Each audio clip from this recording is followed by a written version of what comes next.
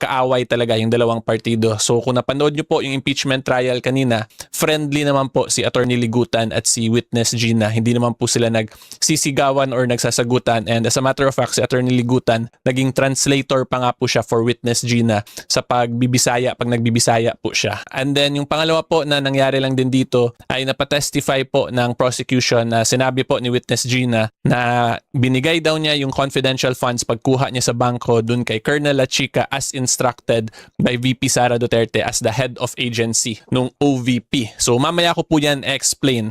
Okay, and then aside from that, meron din pong mga pinakitang bundles of cash. Nakita nyo naman siguro dun sa earlier part ng video natin. Tapos meron ding mga simulated images na finlash kung saan tinatanong ng defense kung whether or not simulated. So yung mga ganun naman po, allowed naman yun kasi it's just a matter of para lang mas mag-visualize talaga ng witness. Kasi yung witness naman po yung kumuha ng pera, di ba? Para lang for comparison purposes. So legally, ang nakikita ko wala naman talaga masyadong epekto yun kasi pwede naman i-testify lang directly ni Witness Gina yung experience niya. So I'm guessing this is just more on for the general public lang para siguro mas ma-visualize po ninyo yung amount na involved daw dito sa alleged confidential fund misuse. So kayo na po bahala mag-decide kung ano tingin niyo yung purpose sa mga ganong performance po ng prosecution.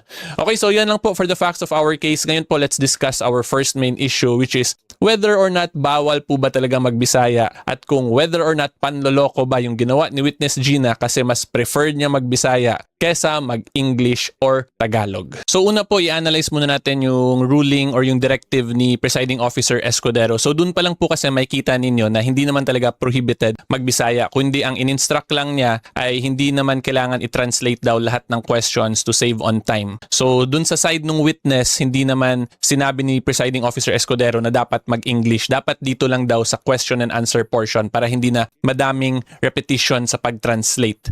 So from there, meron ng idea siguro kayo or mas nakikita po ninyo na hindi naman prohibited po talaga magsalita sa local dialect ang witness. At mamaya po mas explain ko yan. Pero pangalawa po, i-analyze din muna natin yung position ni Senator Erwin Tulfo. So kung makita po ninyo ang sinabi ni Senator Erwin Tulfo, based daw kasi sa transcript dun sa Quadcom, naririnig naman daw nag-Tagalog, tapos nag-question and answer na via Tagalog and English. Therefore, marunong mag-English si Witness Acosta, yun yung pinaka-point niya. At according to him, ay panloloko daw yung ginagawa ngayon kasi mas pinipili ng witness na Bisaya. So ang naging problem lang kasi sa ganong statement ni Senator Judge Tulfo ay medyo conclusory po agad siya na panloloko. Hindi pa nga po kasi niya natanong kung ano kaya yung posibleng rason bakit nagbibisaya to si Witness Acosta. Pero despite the lack nung due process na yun, yung pagtanong niya as to the reason, ay yung conclusion niya panloloko na agad. At pangit lang po yun pakinggan ng general public kasi isipin itong witness ng loloko eh hindi pa naman siya nabigyan ng opportunity to explain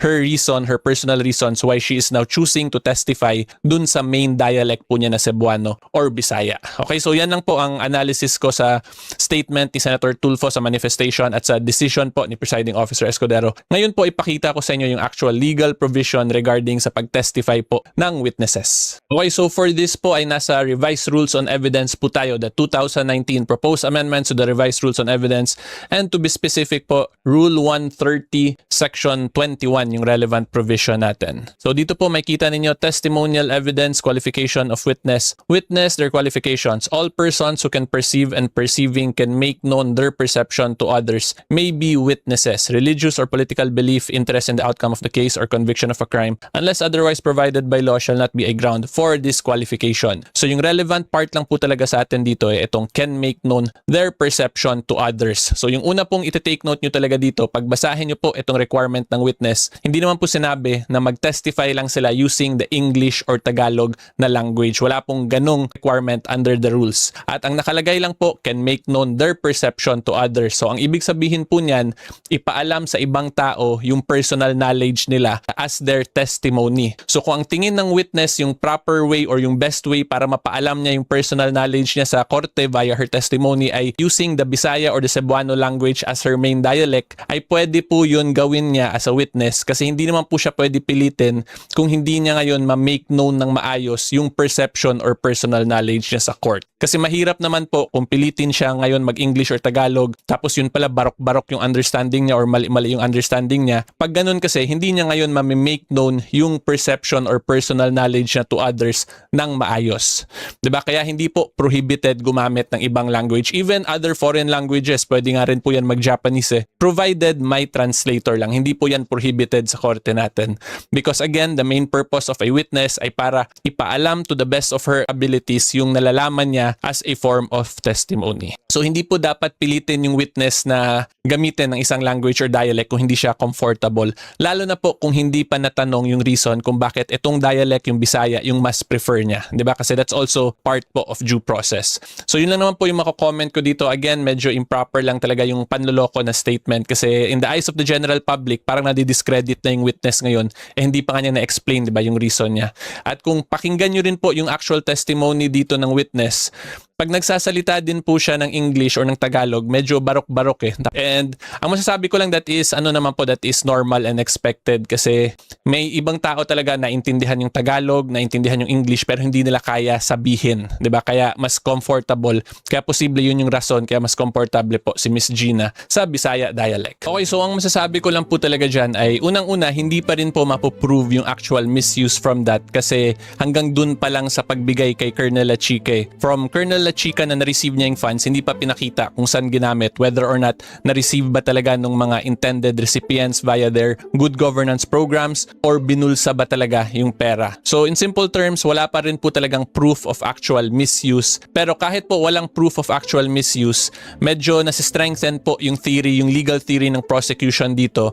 Kasi yung understanding ko pa rin po talaga dito sa ginagawa ng prosecution so far ay they are still banking on dun nga sa Section 8 na presumption na pag failure to liquidate, mali-mali yung pag-disburse, therefore papasok yung prima facie presumption of misuse. So dito, since sinabi ni witness Acosta na si VP Sara yung nag-instruct na ibigay kay Colonel Lachica, talagang inatake po yun dito ni Attorney Ligutan na may improper disbursement. So pag ganun, posible nga yun i-argue ng prosecution talaga na may violation of the COA circular. So pag may violation of the COA circular, failure to liquidate, improper disbursement, papasok na nga po yung presumption of misuse. But ang dilemma pa rin po talaga ng prosecution, hindi pa nila napapakita yung actual misuse. At kung ako po kasi ang tatanungin ninyo, yung position ko po talaga dito sa allegation na to, kailangan mapakita talaga yung actual misuse kasi it is defensible po sa side ng prosecution pag yung presumption, yung prima facie presumption lang po yung pagbabasihan ng prosecution, and that is because po of the legal definition ng betrayal of public trust. So may papakita rin po akong case sa inyo for that. Okay, so yung case po na ipapakita ko sa inyo is GR number 237428. Ito po yung case involving former Justice Sereno nung natanggal po siya from office via quo warranto. So iba po yung main issue dito, but ang gusto ko pong i-discuss dito ay yung dissenting opinion ni Justice Carpio kasi doon po na-discuss ng maayos at napakita din niya yung mga comments ng Constitutional Commission regarding betrayal of public trust. Very limited po kasi yung jurisprudence regarding betrayal of public trust. So lahat po ng pwede nating mapagkunan ng information ay pwede po natin i-consider for mga legal explainers. So dito, although it's a dissenting opinion, it's still a good source for discussion purposes kasi wala pa naman pong clear decision talaga when it comes to betrayal of public trust. So ito po yung kay Justice Carpio. Actually, if you read this case din po, madaming other justices na same din naman yung explanation. Pero gagamitin ko lang po yung kay Justice Carpio para mas maintindihan nyo talaga yung betrayal of public trust. So ito po yung part na yun. The Constitutional Commission eventually found it reasonably acceptable for the phrase betrayal of public trust to refer to acts which are just short of being criminal but constitute gross faithlessness against public trust, tyrannical abuse, inexcusable negligence of duty, favoritism, and gross exercise of discretionary powers. In other words, act that should constitute betrayal of public trust as to warrant removal from office may be less than criminal but must be attended by bad faith and such gravity and seriousness as the other grounds for impeachment. So yung common denominator po talaga kung babasahin ninyo to ay dapat sobrang severe talaga siya na action na ginawa ng impeachable officer para mag-constitute as betrayal of public trust. So makikita po yan dito sa words na ginamit: gross faithlessness, tyrannical abuse, inexcusable negligence, and gross exercise of discretionary power. Again, grabing pang-aabuso po ng kapangyarihan in simple terms. And then, ang next po sinabi, hindi naman siya kailangan maging criminal act talaga, but kailangan pong may bad faith siya. Tapos, same level po siya of seriousness as other grounds for impeachment. So again, dapat po sobrang severe po talaga siyang pang-aabuso ng kapangyarihan. So ang point ko lang po talaga dito, kaya ko to pinapakita sa inyo, is because currently pa lang po, yung posibleng napapakita pa lang po talaga ng prosecution ay yung pag-apply ng presumption of misuse under Section 8. Kasi yung paulit-ulit lang naman po na pinapakita nila so far is a violation of the COA Joint Circular. So pag na-violate mo po yung COA Joint Circular, that is for auditing purposes, diba? Therefore, papasok lang yung presumption under that circular. Pero hindi pa rin po napapakita yung actual elements of the crime for malversation, graft and corruption, or even plunder. And then yung problem nga po, pag presumption lang yung gagamitin ng prosecution, paano yun kaya nila makakwalify na it is something so severe? Yung madaling explanation talaga dito is itong tyrannical kasi itong word na to, pag sabihing tyrannical, parang katakot-takot, diba? Na kalokohan or maling paggamit na kapangyarihan. So yung presumption ba, prima facie presumption, is it equivalent po ba to something so severe na ganitong legal definition? And then ang isa pa po na sinabi, same gravity and seriousness as the other grounds for impeachment, which is yung ano po yan, graft and corruption, culpable violation of the Constitution, and then treason. So pag ganun po ka-severe yung other grounds for impeachment, it would take a lot of legal explanation po para mapakwalify ang isang presumption sa same level ng mga ganun kabigat na impeachable offense. Okay, so and I'm sure kung pinapanood nyo po talaga daily tong impeachment videos ko, ay na-explain ko na to previously, but yun pa rin naman po talaga yung nagagawa ng prosecution currently. Wala pa rin po talaga silang evidence showing the actual misuse. Hanggang dun pa lang sila currently from SDOG na Acosta up to Colonel La Chica. Pero yung paggamit na ng funds from Colonel La Chica, wala pa po dun. So hindi pa natin napapakita kung binulsa ba talaga yung pera or napakinabangan naman. And then like what I've explained also previously, yung next dilemma din ng prosecution in mga COA cases, mga notice of disallowance, 'di ba meron din pong defense of good faith na kahit pag hindi nasunod yung auditing standards pero napakinabangan naman ng tao, napakita ng defense sa may good faith sila, ay posible pa rin po mawala yung civil liability nila for restitution. Paano ka hindi magagalaiti sa sitwasyon na ito? Nasaan naman? Kung ikaw ay mahirap nating kababayan at ikaw ang naapektuhan yan. Di ba? Iisipin mo, wala. Iiling-iling ka na lang dyan eh. Kaya tuloy si Congressman Benny Abante dyan, hindi na nakapagpigil. 5th District ng Maynila yan. Maynila. Dahil puro baha, di ba? Ano siya? Umatras na. Hindi na mabante. Hindi na nakapagpigil. Habang nakikita ng mga kababayan niya bumabaha sa buong Metro Manila, napabulalas na ng kanyang sama ng loob dyan eh. Bihira lang magbulalas ng sama ng loob. Kasi dati nagpipigil yan. Hindi niya gano'ng nagsasalita. Ano, may kinalaman sa flood control? Oo. Aba. Ang sabi niya, baha na sa buong Luzon. Nang? Baha na sa buong Luzon. Baha na, tubig. Tubig. Akala ko sa lapi ang bumaba. Baha na. Nagalit eh. Nako. Sabi ni Kong Benny Abante, baha na po sa buong Luzon. Anong ginagawa ng ating Vice President? Naman, Vice President, anong ginagawa nyo? Namamasyal! Baha na sa buong Luzon, ba't hindi nyo asikasuhin yung mga baha dito? Seryoso nga si Kong Abante yan? Baka naman fake news lang yan, May Nelson. dagdag pa. Meron tayong impeachment court dito. Dapat humarap siya. Teka. Nasaan ngayon ang Vice President? Bumabaha na, nagagalit na ang Diyos. O yan ang sabi niya. Baka sa kanya. Totoo yun na reaction niya? Ewan ko kung baka naman ano reaction ng mga babayan natin dahil ganun. lumilitaw para sa kanya, sa kabila ng mga bahang ito, mas importante pa rin unahin ang impeachment. Yun na nga. Then, tsaka ano, pananagutan ng pangalawang Pangulo sa... Ay, sabi kung nandito po siya tumaharap sa impeachment. Hindi daw babaha. Parang yung gusto niyang palitawin. Kung ang Vice Presidente ay humarap sa impeachment, hindi sana magpapaulan ng ganito daming ulan. Ganon. Para sa kanya, yung ulan ngayon at pagbaha ay dahil hindi humarap ang Vice President sa impeachment. Mukhang kabalintunaan ata. Parang iba ho. Ay, kaya taga agos. Congressman Benny Abante, Benvenido Abante Jr. Ang ganda pa naman ng pangalan eh, no? Oo nga. Oh. Hindi karapat dapat sa iyo yung Benvenido. Dapat sa iyo ay Hindi, baka naman, talaga ba sinabi niya? Baka naman hindi niya sinabi. Oo, sinabi niya ito. Talaga? Oo. Kung mukhang kailangan nating magpaayos. ng drainage. Ng drainage system. Bumabaha, di ba? Oo nga, Kasi yung impeachment, wala kinalaman sa bahayan. para Magpatingin ho tayo.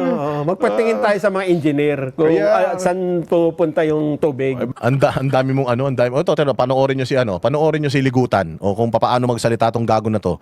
O, sige, Ligutan. Tama po ba? Yes, sir. Tanong. Tanong! Okay nang inan yan. Natural magtatanong ka, yun ang trabaho mo eh. Tanong! Ito, gumaganon pa yung kamay oh. Tanong! Ang tagal po kinang to, loading. Hayop.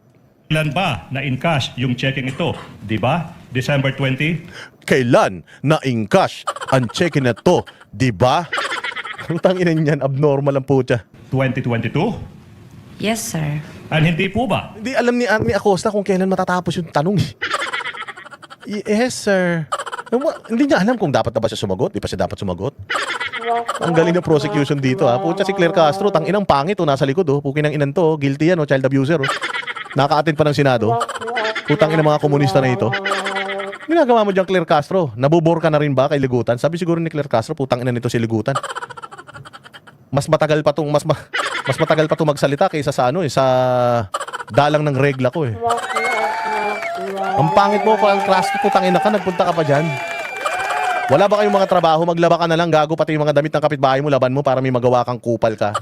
Tanginan nyo, hindi kayo busy, nandiyan kayo ha. Sino ba sabi ko? Si Claire Castro? Franz Castro nga. Puta, magkamag-anak man yan. Buisit. Bago ma-release yung cheque sa'yo, yung checking iyan, kailangan mo nang iprepara. Bago ma-release yung cheque sa'yo, yung checking yan, kailangan mo munang iprepara. Oh, tanginan yan, abnormal. At saka dapat pirmado ng chief accountant. Tama po ba? Ang nagpirma po, No, ma'am. The question is, Tangina, hindi niya alam yung tanong. Tangina naman kasi Ligutan eh, nagkakalituhan kayo, hindi niya alam kung nagtatanong ka ba o nagmamanifesto ka. Sumagot na eh, hindi na intindihan ni Acosta yung tanong. Paano? Tanga yung nagtatanong. tama po ba na bago nyo ma-release, bago nyo natanggap yung checking iyan, kailangan i-prepare muna, tsaka pirmahan. O kita mo, may binabasa siyang tanong eh, kaya naman niya basahin ng mabilis, pero binabagalan niya. i-prepare po ng accountant po. Yes. Okay now. And of course, Yes, okay now. Inang tatanga po. madam, yung checking iyan, na-prepare lang, na-pirmahan lang, na-release sa'yo lang, only after. Bagal, di ba? Puta, masasagot mo yun. Yung check na yan, na-release lang, na-pirmahan lang, akala mo yung 3 o'clock habit? Yung 3 o'clock habit? You died, Jesus, but the source of life flowed out for souls, and the ocean of mercy opened up in the whole world. Holy God, Holy Mighty One, Holy Immortal One, have mercy on us in the whole world. 3 beses ulitin yun. Ang tagal nun. Balyente na. Di ba? Tangina ganun yun eh. Kala mo yung nagdadasal tuwing alas 3. Inis na inis ako pag, ano ba naman yan? Nahinto pa yung balyente oh. Pag balyente na, di ba yung palabas doon si balyente? Putsang ina, holy God na naman. Araw-araw nang dinadasal to eh. Putsa, kailangan magdasal ka talaga. Pupupukin ka na nanay mo, hoy. Magdasal ka. Holy God, Holy Mighty One nga eh. Nasa ulo ko yun sa bagal eh. Holy God, Holy Mighty One. Eh, putya, magbabarilan na si Balyente. Ang tagal.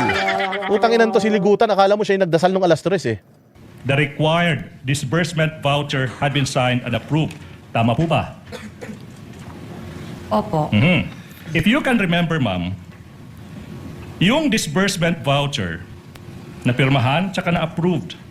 Same day, December 20, 2022. Tama po ba? Alam mo, ang tagal tumugot ni Acosta. Tapos na? And diamond pause. Tang ina to, inuubo ko sa hayop na ito eh. Ang bagal magtanong, putaragis yan. Tama po ba? Hindi alam ni Acosta, sasagot ako? Senyasan mo ako, sir, pag sasagot na ako. Yung date Voucher. ng voucher Opo. at saka date ng cheque. On the same day? Yes, Your Honor. Yes, sir. Yes, sir. In fact, yun yung disbursement voucher dated December 20, 2022, Exhibit P, I-10A. Now, yung voucher na iyan, pirmado ng VP Sara Duterte, Julieta Villadel-Rey, tsaka Lemuel Ortonio. Tama po ba? Your Honor, di ko mabasa yung after my Assisting name. Counsel, kindly Kung Ortonio po furnish, yun. kindly furnish Gina Putang ina, tumunog na yung ano, sa tagal niya magsalita, narinig nyo, tumunog yung emergency alert. O, tinan nyo. a copy of the disbursement voucher. It's in her possession. O, tang ina, lahat ng cellphone nila tumunog. Yung emergency alert, pati yung emergency alert nagalit na, putang ina mo ligutan. Nag-emergency alert dahil sa'yo yung mga cellphone, sa bagal mo magsalita. Kupal.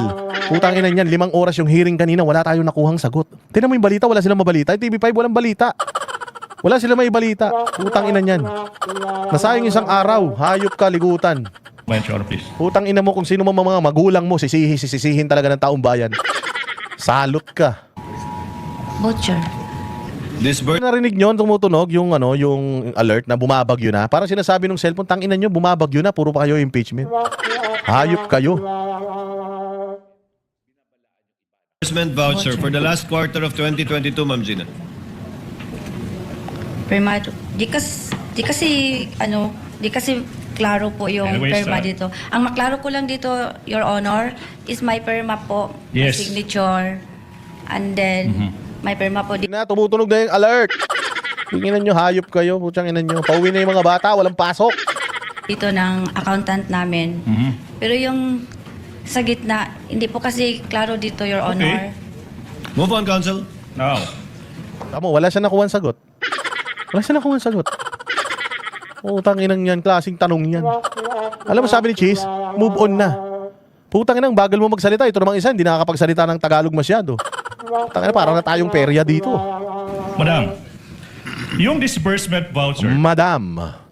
Eh, ano pa rin yun? May post pa din yun. Madam. yung pag-prepare, pag-paperma, tsaka pag-re-release ng cheque, yung date ng cheque, tsaka yung pag-i-encash ng cheque, they all happened on the same day, December 20, 2022. Tama po ba? Tama po, Your Honor. How much was the amount encashed on that day? 125 million pesos, di po ba? Yes po. You encashed this check sa Land Bank Shaw Boulevard branch. Tama po ba? Yes po. Now listen to this question now. Tangina yun, listen to this question now. Hayop ka talaga ligutan. Tangina, ang dami mong sinabi, hindi pa pala yan yung tanong. O, ito na daw yung tanong, pakinggan natin. For unusual amounts like 125 million pesos, yung bangko kailangan ma-notify yung bangko isang araw minimum or at least 2 days before ma-encash yung cheque para ma-prepare, maihanda yung cash. Ito yung na-mention ni Miss Violeta Constantino, then Department Manager ng Land Bank Shaw Boulevard when she testified. Do you confirm this practice? Objection. Okay ng ina niyan. Akala ko naman importante yung tanong. Ito na yung tanong. Akala ko naman yung tanong matindi. Tinanong lang pala niya kung tumawag ba in advance para ma-prepare yung cash. Bobo po siya. Your Honor, What's the objection? the question is misleading, Your Honor. There's no testimony as to unusual amount, Your Honor. There was, Counsel. There was, Counsel. Not by the witness, Your Honor. Not by this witness, but by the Land Bank, by the Land Bank Executive. Oh, pero dapat hindi ginagamit yun. Hindi naman niya statement yun. Statement ng Land Bank yun. Oh, nilagyan nyo ng allegedly. Allegedly. Unusual. Tangina kasi yung Land Bank na yun, yun lang pinag-usapan dun. Unusual, irregular, highly irregular. Putangina niya, nung klaseng hearing yan. Wala namang problema eh. Inamin naman na na-encash yung cheque. Na-encash yung cheque, kinuha yung pera. In-stipulate na nga yun eh. Okay na po, okay na. So anong tanong niya? Ba't tinatanong pa kay Acosta? Napatunayan na nga doon na talagang mismong yung mga abogado ni Inday Sara ang umamin na nga na oo, na-withdraw yung pera na yan. Kaya nga tayo mayroong mga pinagtatalunan dito ng mga Mary Grace Piatos at kung ano-ano dahil nga na-withdraw yung pera na yan at nililiquidate na nga. Nililiquidate na nga yung pera, tinatanong mo pa rin ulit. Ganito ba itsura ng pera? Ganito ba itsura ng 125 million? Ganito ba karami? King ina mo. Inamin na yan, oo. Kinuha nga yan. Winidraw nga yan sa land bank nga ni. Kaya nga nililiquidate na. Buti sana kung walang nililiquidate kasi hindi alimbawa sinabi ni Inday, ay hindi namin nakuha yung pera na yan. Ayun, hindi nyo nakuha yung pera. O ito, may mga CCTV winidraw nyo. Ba't yung sinasabing hindi nakuha yung pera? Yun, ninakaw yun. Pero inamin mismo ng mga abogado ni Inday, stipulate na namin yan, yung mga cheque na yan, totoo yan, winidraw talaga yan. So wala nang kwenta yung ano, kaya nga pinagtalunan lang doon, unusual ba? Na ganun kalaki yung pera, yung wini-withdraw ng DepEd? Hindi po unusual. I mean, unusual po talaga, masyadong malaki yun, ngayon lang kami nakaranas noon. O bakit? Kasi ngayon lang naman, nagkaroon ng DepEd secretary na gustong ubusin yung mga komunista, kaya gumamit ng confidential funds. Bawal ba yun? Hindi po. Ninakaw po yung pera, may ebidensya kayo, wala po. So yung pera na yun, nakuha talaga. Bakit pa natin kailangan maglagay ng ano dyan? Ito, AI, yung AI na pinapakita ng mga picture na ganito ba? Ang itsura ng pera? Na, tangina mo, kung tigi 1,000 yan, ganyan itsura niyan. Kung nilagay mo dollars, hindi ganyan itsura niyan, tanga. Okay nang ina ninyo. Ang bobobo ninyo, sa totoo lang. Putsang ina, sinasayang yung pera ng taong bayan. Isang araw na naman lumipas, 25 million na naman lumipas. Hayop kayo. Mas malaki na yung ginastos nyo kaysa sa hinahabol yung pera kay Inday. Tanginan nyo. Okay? Hindi po ba? Kailangan mo notify muna yung bangko a day or two? May we ask the prosecution to repeat the question, Your Sir, please, I Honor? think there was a ruling. If she knows, Yes. Ma'am Gina, kayo po ba ay nag-i-inform sa bangko o may kailangan po ba mag-inform sa bangko na mag-withdraw kayo ng ganito kalaking Anong sense? Anong sense nun? Anong may tutulong nito? Kung halimbawa, nag-i-inform ako sa bangko, hindi ako nag-i-inform sa bangko, anong connection nun sa impeachment ni Inday? Eh, ang gusto nyong patunayan dito kung ninakaw ni Inday yung pera ng taong bayan, ninakaw ba niya? So kung sinagot ba to ni ate, ano ba to, konektado ba to sa pagnanakaw ni Inday Sara ng pera? Eh, inamin naman nila na nakuha na nila yung pera. Nakuha nila yung pera, nakuha nila, na-withdraw nila yung pera, putangin na nyo. Tapos na yung usapan natin doon. Wala naman tayo napatunayan dyan, anomalya sa proseso na yan. Na-withdraw nga yung pera nga ni. Nakapangalan sa kanila yung pera, na-withdraw nila yung pera. Nandoon na tayo sa disbursement ng pera. Putya, pinag-uusapan na naman natin yung proseso sa bangko. Ano ba yan? pera? Ganito po, Your Honor, nang handa na po ang cheque, tumawag po ang aming cash division na Ma'am Gina, handa na po ang cheque at pwede mo nang ipa-encash sa bangko. Not responsive? Okay. Not responsive, gago, sumagot, putangin naman. Hindi ka kasi nagtatanong na maayos eh. Not responsive, walang hiya ka. Now, Continue, counsel. by what time did you go to Land Bank on December 20, 2022? Mga around Anong connection yan? Kung halimbawa, ligutan, pumunta siya alas 12 ng madaling araw, maniniwala ka ba? Sarado pa bangko nun, bobo? Business hours yan. Alas 8 hanggang alas 3. Kasi alas 4, bawal na mag-withdraw. 8 to 3. Oh, anong connection yun sa impeachment? Kung sinabi niya, pumunta ako dyan, alas 4, alas 5, alas 6. Paano niyo mapapatunayan sa mga sagot niyan kung ninakaw ni Inday yung pera? Wala! bit 2 to 2:30 nakaabot dito, Your Honor. 2 to 2:30, hindi 3 p.m. Tangina mo, 2 to 3:30 nga, gago ka eh. Di sana sinabi niya 3 p.m. Pukin ang inantong abogado na to, bobo. Sasagot ka sa ganyang abogado, anong oras ka nagpunta sa bangko? Mga 2 to 2:30, Your Honor. Hindi 3 p.m. Tanga, kung 3 p.m. di sinabi niya 3 p.m. Tang inantong abogado na to, bobo. Inang ina nito. Nagpa-cute pa, hindi 3 p.m. 2:30 nga ni. Sinabi ko 2:30, sinabi ko ba 3? Hindi, 4 na lang, 4. Para putang ina, lumagpas. Okay nang inang abogado na ito, utak, turumpo din eh. Gago, no? Paano kaya kung nandun ka sa Senado? Sasabihin ko, hindi, 2:30 boss, 2:30. Puta, sinabi nga 2:30. Ba't mo ba itatanong kung 3? Kung ako si Jesus Cordero, sabihin ko, 2:30 nga eh. Attorney, sinabi niya sana 3 kung 3 siya nagpunta. Okay inan to si ligutan, inutil din eh. Tanginan yung yabang-yabang nyo, post pa kayo ng post sa Facebook, ang tatangan nyo naman. Mga ganyan na, Your Your Honor. Honor, witness already answered. Hindi ba, sinagot na ng witness 2:30 tapos pinilit mo pa, hindi ba 3? O sige, 3 na lang. Tangina mo, yun pala yung gusto mong sagot, hindi mo sinabi sa akin. Sana, kanina mo pa sinabi. Anong oras ka nagpunta sa bangko? Mga alas 3? Para sana alam ko. Yung sinabi ko na nga, 2 to 2:30. Tinanong mo pa kung hindi 3. O sige, para masaya ka, 3 na lang. 30 minutes lang naman yun eh. Wala namang problema ron. Abnormal ang puta. I'm just clarifying because that's what he said in the hearing. Anyway, so it's 2:30, and then when confronted with another option, 3 p.m., yung sagot mo, mga ganyan. So it includes 3 p.m. Tama po. Oh, lagay na natin 2, 2:30, 3, 4, 5, 6. Pukin ng ina mo, ligutan. Lahat na ng oras ilagay natin. Mas marunong ka pa sa akin. Ako yung sumasagot. Gusto mo, ikaw pa yung sumagot. Ang ina mo, hanggang ano oras? Alas 8 gusto mo, ilagay natin. Ano, military time?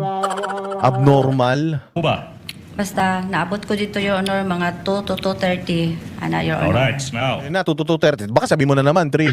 Pilit mo na naman yung 3. Takinan to, bobo.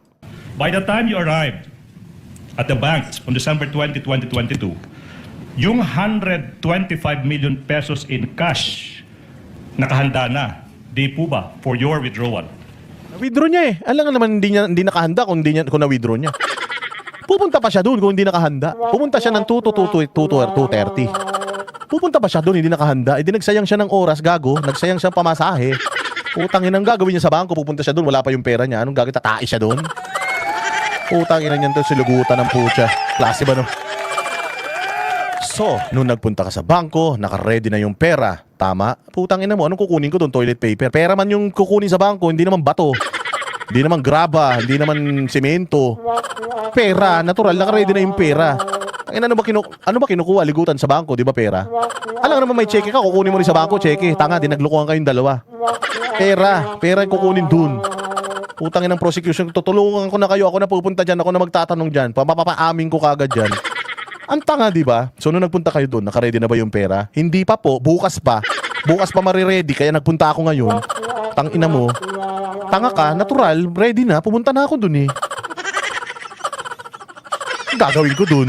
Tatambay ako, ganun. Di naman yung opisina ko. Sa pagkaalam ko, nakahanda na kasi Yes. tumawag po ang aming cash division, Your Honor, na kunin ko na ang cheque at pwede na din ipa-encash sa bangko. Yes. Ibig sabihin, at least, Nakahanda na, ibig sabihin, nakahanda na. O sinabi nga niya, nakahanda na. Hindi ibig sabihin, nakahanda na.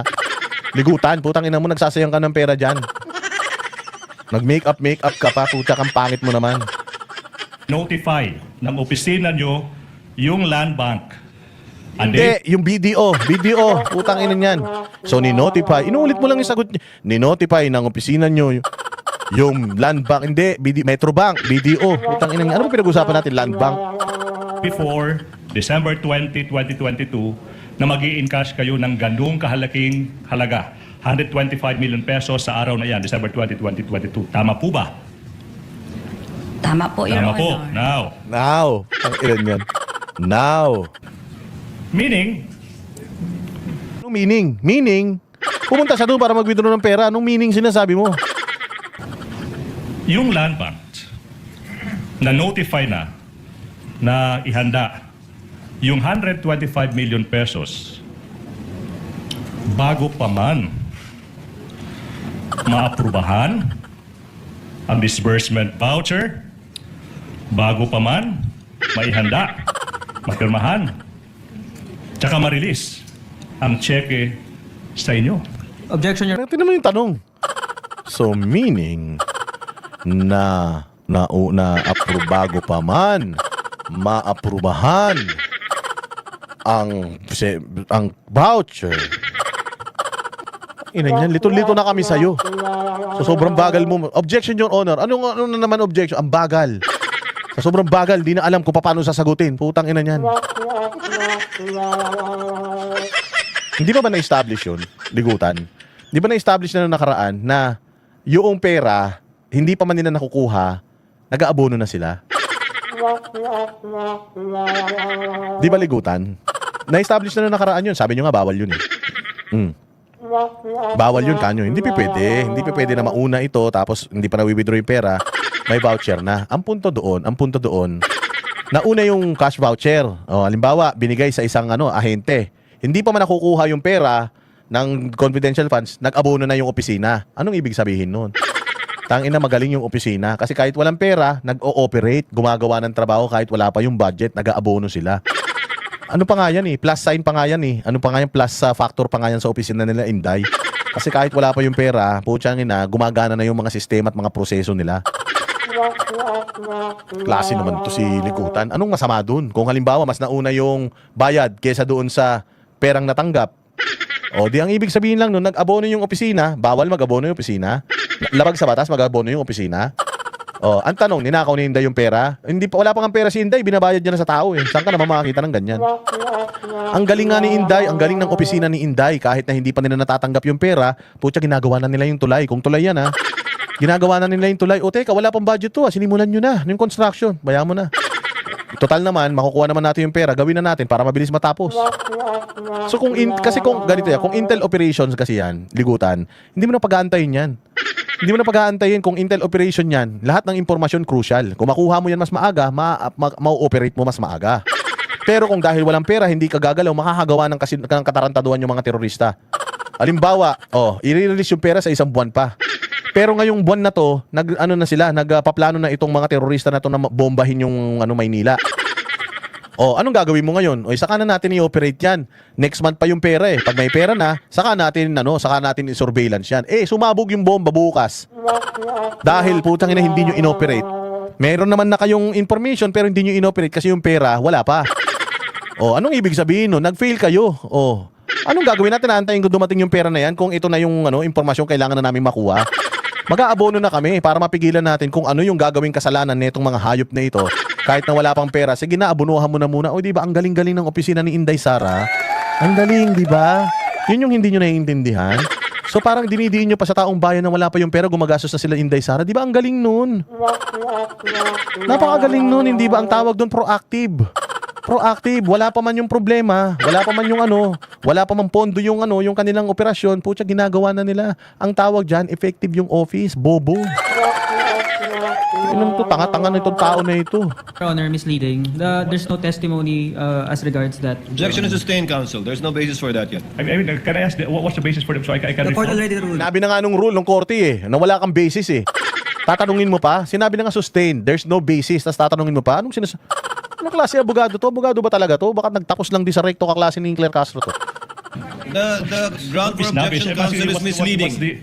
The basis for that question has not yet been laid. The witness did not say anything about informing the bank before the voucher or checks were prepared. Okay, anyways, Your Honor, please, we'll move to the next point. So mali, palpak. Ano to si Lugutan? Yabang-yabang mo, bobo ka naman pala. Voucher was signed, prepared, check was signed, prepared, released to you on the same day. So, hindi ba yun?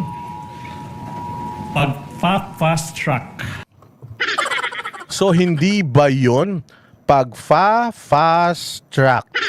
Pwede naman sabihin, hindi ba yun pag-fast track? Hindi ba yun pag-fast track? Klase yan. Putang inang abogado to. Hindi ba yung pag-fast track? Di ba? Para nakasave tayo ng time. Pag-fast track. Ang inang yan. Magaling daw yan. Magaling daw yan. Pag-fast track na pag-i-encash ng 125 million pesos on the same day. Objection. Ano ang problema dun? May check-in na. May cash na. Ano masama? Meron bang rule sa bangko na kapag may check-in ka na, after 10 days mo pa kukunin? Kung post-dated yan, oo. Pero kung putsang ina, manager's check yan, halimbawa, anytime pwede mong kunin yan, bugok. Kung sobrang laking pera, syempre pera na yan. Kung sobrang laking pera, tatawag mo yan. Meron akong dito manager's check, 100 million. Okay, i-encash ko to. Kailan ko pwedeng makuha? Meron na kami ngayon on hand. Sige, punta na ako dyan. Wala namang batas na nagbabawal na ang cheque, kung may pondo at may pera yung bangko na pag-withdrawhan mo, bawal gawin yun. Tanga. Your Honor, vague and argumentative. Overruled. Witness may answer. Court would like to know her answer. Hindi ba minadali yung pag-disburse ng disbursement voucher, pag-prepare ng cheque, pag-i-encash on the same day, 125 million pesos? Yes or no? Wala nga bawal dun. Wala nga sa batas nagsabi nun. Tinanong nga yung COA COA, kung halimbawa yung pondo ginastos ng, kasi nakalagay 90 days. Kung ginastos siya ng 60 days, bawal? Hindi po. Kung ginastos siya ng 30 days, bawal? Hindi po. Kung ginastos siya ng isang araw, bawal? Hindi po. Hindi man bawal yun Kung halimbawa man, minadali, fast track, hindi man bawal yun. Anong bawal dun? Anong gusto mo patunayan, Ligutan? I-withdraw nga yung pera na yan. Winidro yung pera na yan, nilagay yan sa mga programa. Yun, dun tayo mag-focus. Oo, doon lang tayo mag-focus. Ninakaw ba yung pera? Hindi naman. Kung pinastrack ba yung pera na yan, ninakaw na ba yan? Hindi naman. Kung doon ba sa mga testimonya ng COA, may napatunayan ba sila na nagnakaw si Inday Sara? Tinanong sila ilang beses, sinabi nila wala silang ganung findings. Para saan pa yung mga tanong mo? Isang araw yung sinayang mo, ligutan doon sa mga tanong na putsang inan niyan, nasagot naman na yan ng mga nakaraan. Dumaan po siya sa regular na proseso namin sa office, Your Honor. Being vague again. Now, as the SDO and Project Accountable Officer... Anong being vague? Finastrack ba yan? Anong sagot niya? Dumaan yun sa tamang proseso, boss. Wala man kami nilabag na batas dyan. O yun ang sagot niya, wala siya nilabag na batas. Anong iniiyak mo? Ligutan. Hindi po ba na yung pagmamadaling yan, ikaw yung nag-utos niyan? Tama po ba? Hindi po ako nag-utos, Your Honor. Okay. Sino ang nag-utos sa inyo? Basta gi-process po yun, Your Honor, on a regular processing po, Your Honor. Ma'am, I think I have to repeat the question, Your Honor, because she did not answer the question. Minadali. May nag-utos. When asked, sino nag-utos, sabi mo, hindi ikaw. I will ask this question again. Yung publiko are very much waiting for that. Nako, walang nag-utos sa kanya, ligutan. Ang proseso, nandiyan na yung cheque, tumawag sa kanya. Kasi ang tanong mo, ikaw ba ang nag-utos na madaliin yung proseso? Ang sagot niya, hindi namin minadali yung proseso. Dumaan kami sa tamang proseso. Ngayon ang tanong, sino nag-utos? Ikaw ba ang nag-utos na madaliin? Hindi po ako nag-utos. Kasi kung wala naman akong inutos na madaliin mo yan, madaliin mo yan, madaliin mo yan, yun. Pag sinabi ko, madaliin mo yan, inutos ko yun. Pero ang tanong, may nag-utos ba na madaliin yan? Oh, may cash, may cheque na, may budget na, may pera na. Ang proseso, pag may cheque na, may budget na, may pera na, kunin. Oh, tapos yung itapal doon sa voucher dahil pinambili natin ng impormasyon. Yun yung proseso. Yun din naman yung proseso ng COA. So hindi yun utos, batas yun. Batas nila yun na pag may pera na, may budget na, ilagay na dito sa voucher na to. Ipangbangga na ito. Standard process po yun, boss. O sino nag-utos nun? Yung mga nakaraan pa. Tangan to si Lugutan, walang utak. Answer. Sino ang nag-utos ng pagmamadali ng pag-encash ng checking yan, 125 million? Wala nag-utos na pagmamadali. May cheque na, may cash na, itinawag na, ready na, kinuha na. Hindi ko na pinagpabukas pa. So, it's a process. Ang mahirap nun kung walang cheque, pumunta ka ng bangko, kinuha mo yung pera, tapos sinabi mo doon sa bangko, to follow na lang yung cheque, yun, hindi regular yun. Pero kung may cheque na, may pera na sa bangko, pupuntahan mo na doon, kukunin mo, tapos may voucher na mas nauna yung date, kailangan ma-reimburse yung pera na ginamit doon dahil inabono, inilagay doon yung pera. O ano masama ron, proseso yun. Tanginan to bobo. Kasi hindi ako abogado pero puta, hindi mananalo sa akin to. Sa araw na yan. Objection, Wala Your po, Honor, Your Honor. Misleading. Objection is sustained again, Okay, counsel. now. There's no basis. The pagmamadali did not come from the witness, counsel. It came from your question. She Your said Honor, please. it went through the... Sustained. Wala naman sinabi nagmamadali. It went to the right it went sa tamang proseso. Tangina wala. Panis. regular process of their office. Whether the Yes. regular process of their office is that fast or whatever, it's up Okay. to her. Yes, Your Honor, please. I'll now go to the next point. So hindi mo na punto kung sino nag-utos. Bobo ka kasi, ligutan eh. Binabagalan mo na yung tanong para mukhang eksplosibo pero supot. Tangina mo. Ulitin mo na naman. Ulit-ulit ka na lang. Now, let's go back to the time you encashed 125 million pesos. Pagkatapos ma-verify ng bank teller yung identification at saka pagkatapos i-approve yung pag-i-encash ng checking iyan, di po ba you were instructed na magpunta sa backroom ng bangko? Objection, Your Honor. Misleading, Your Honor. The witness hasn't testified yet. The I'm asking teller for confirmation. has It verified. may be leading, but it's okay to ask leading questions because this was testified to by another witness from Land misleading. Bank that she went to the back room. Judge. Just to clarify, Your Honor, Yes. the objection is grounded on that it is misleading, Your Honor, because there's no testimony yet that the bank teller, any bank teller verified, Your Honor. There's no testimony yet from the witness, Your Honor. No testimony. He is asking the witness on the basis of a testimony given before the court counsel by a Land Bank official that Gina and, if I recall correctly, Colonel Lachica and Ortonio went to the back room of the bank. And the bank officer, in fact, if I remember correctly, testified that there was a door leading to the Exit. Na makialam ligutan, putangin na mo, tinuturuan mo pa si Cheese, tanga ka naman. Huwag mo nang pangunahan si Cheese. Bobo ka, huwag mo nang pangunahan. Kanina pa sinusustain yung mga tanong mo. Yung mga objections, sinusustain kanina pa dahil tanga ka. Anong pinangungunahan mo pa si Cheese? To another exit. Yes, Your Honor. Yes, Your Honor. Your Honor. I think That pertains to DepEd Counsel. Your Yes.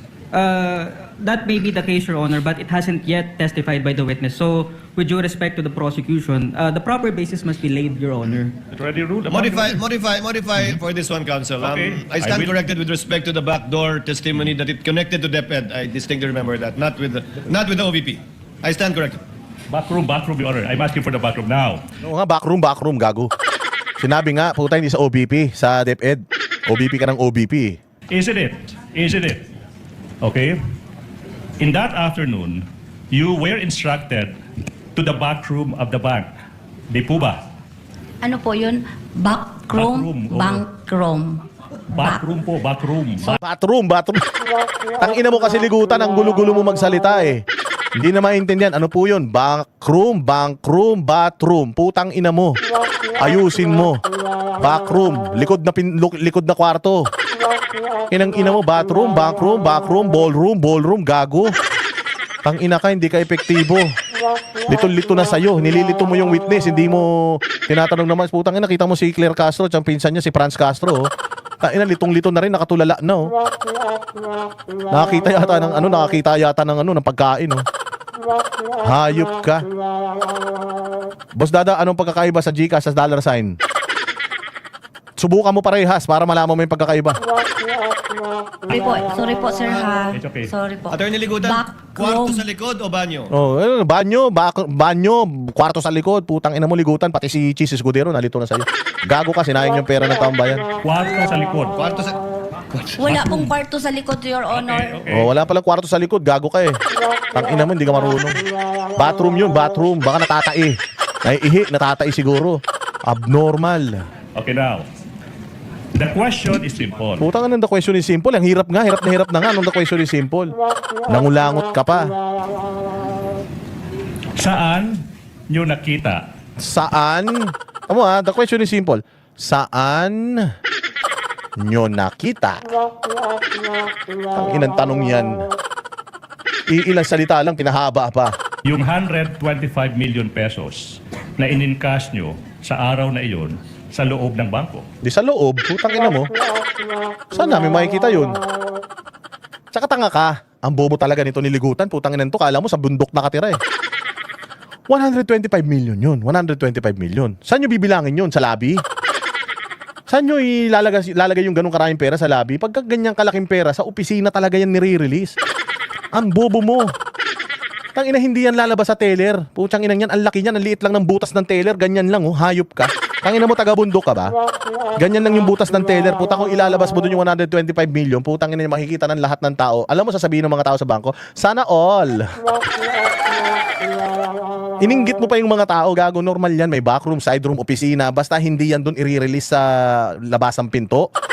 I-release yan sa medyo secured, VIP, ganyan kalaki, 125 million. Gago ka ba? Hindi naman barya yan.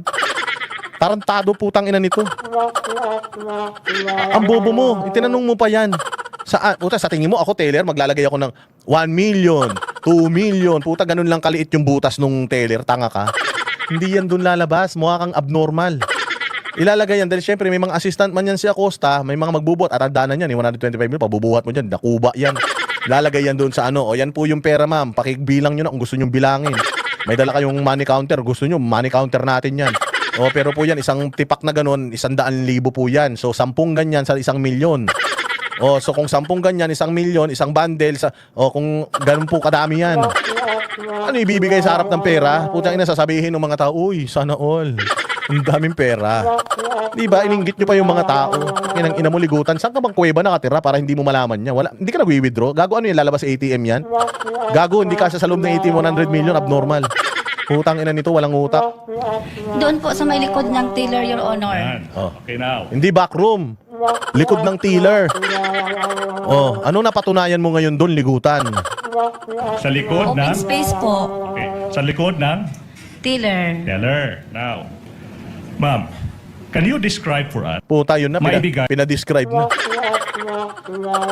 Puki ng ina mo, ligutan. Sa una sa lahat, inamin ng OVP na withdraw yung pera na yan, lumabas yan sa bangko. Kahit saan pinto yan dinaan, sa kisame, sa ilalim ng lupa, sa bintana, lumabas ng pera yan sa bangko na yan. Winidraw nila yung pera na yan. Puta, ano bang gusto mong patunayan? Yan lang. Tang ina ka, buti na lang pala, hindi ako nanood kanina. Nagising ako, 7 na ng gabi. Ngayon ko lang pinanood to. Puki ng ina mo. Hindi ko, ang dami mo pang video, hindi ko pa piniplay. Pag pinlay ko pa yan, putang ina, baka madisbar ka na. Ang laki mong tao, late ng utak mo. Bobo ka. Ay, ng mga pinapakalat ng mga bobo mga vlogger, eto, tangina ninyo, sa lahat ng mga ginawa nyong kahayupan sa mga Duterte, sa tingin ninyo, makikipag-ayos sa inyo yan. Kung meron kailangan, Lala Marquesi, dyan sa London, Europe pala, maraming salamat sa iyo, O, sa lahat ng pwedeng makipagbati kay Inday, si Bongbong yun. Mas kailangan ni Bongbong ang proteksyon pag wala na siya sa kapangyarihan. Ano naman mahihita ni Inday kapag lumapit siya kay Bongbong? At kung lalapit lang si Inday kay Bongbong, sana noon pa. Putya ngayon pa na ang taas-taas ng trust rating ni Inday Sara, tapos si Bongbong mas mababa pa sa IQ niya. Yung kanyang approval and trust rating, makikipagbati si Inday sa kanya. Haller! Tangina in your dreams. Alam ko naman na libog kayo sa mga Duterte. Mga ulol. Tangina ninyo. Pinagsasasabi ninyo. Ay teka, parang meron akong isang dito. Meron akong isang video dito. Parang may isa akong video rito na naitabi. Na PRRD. Wait lang.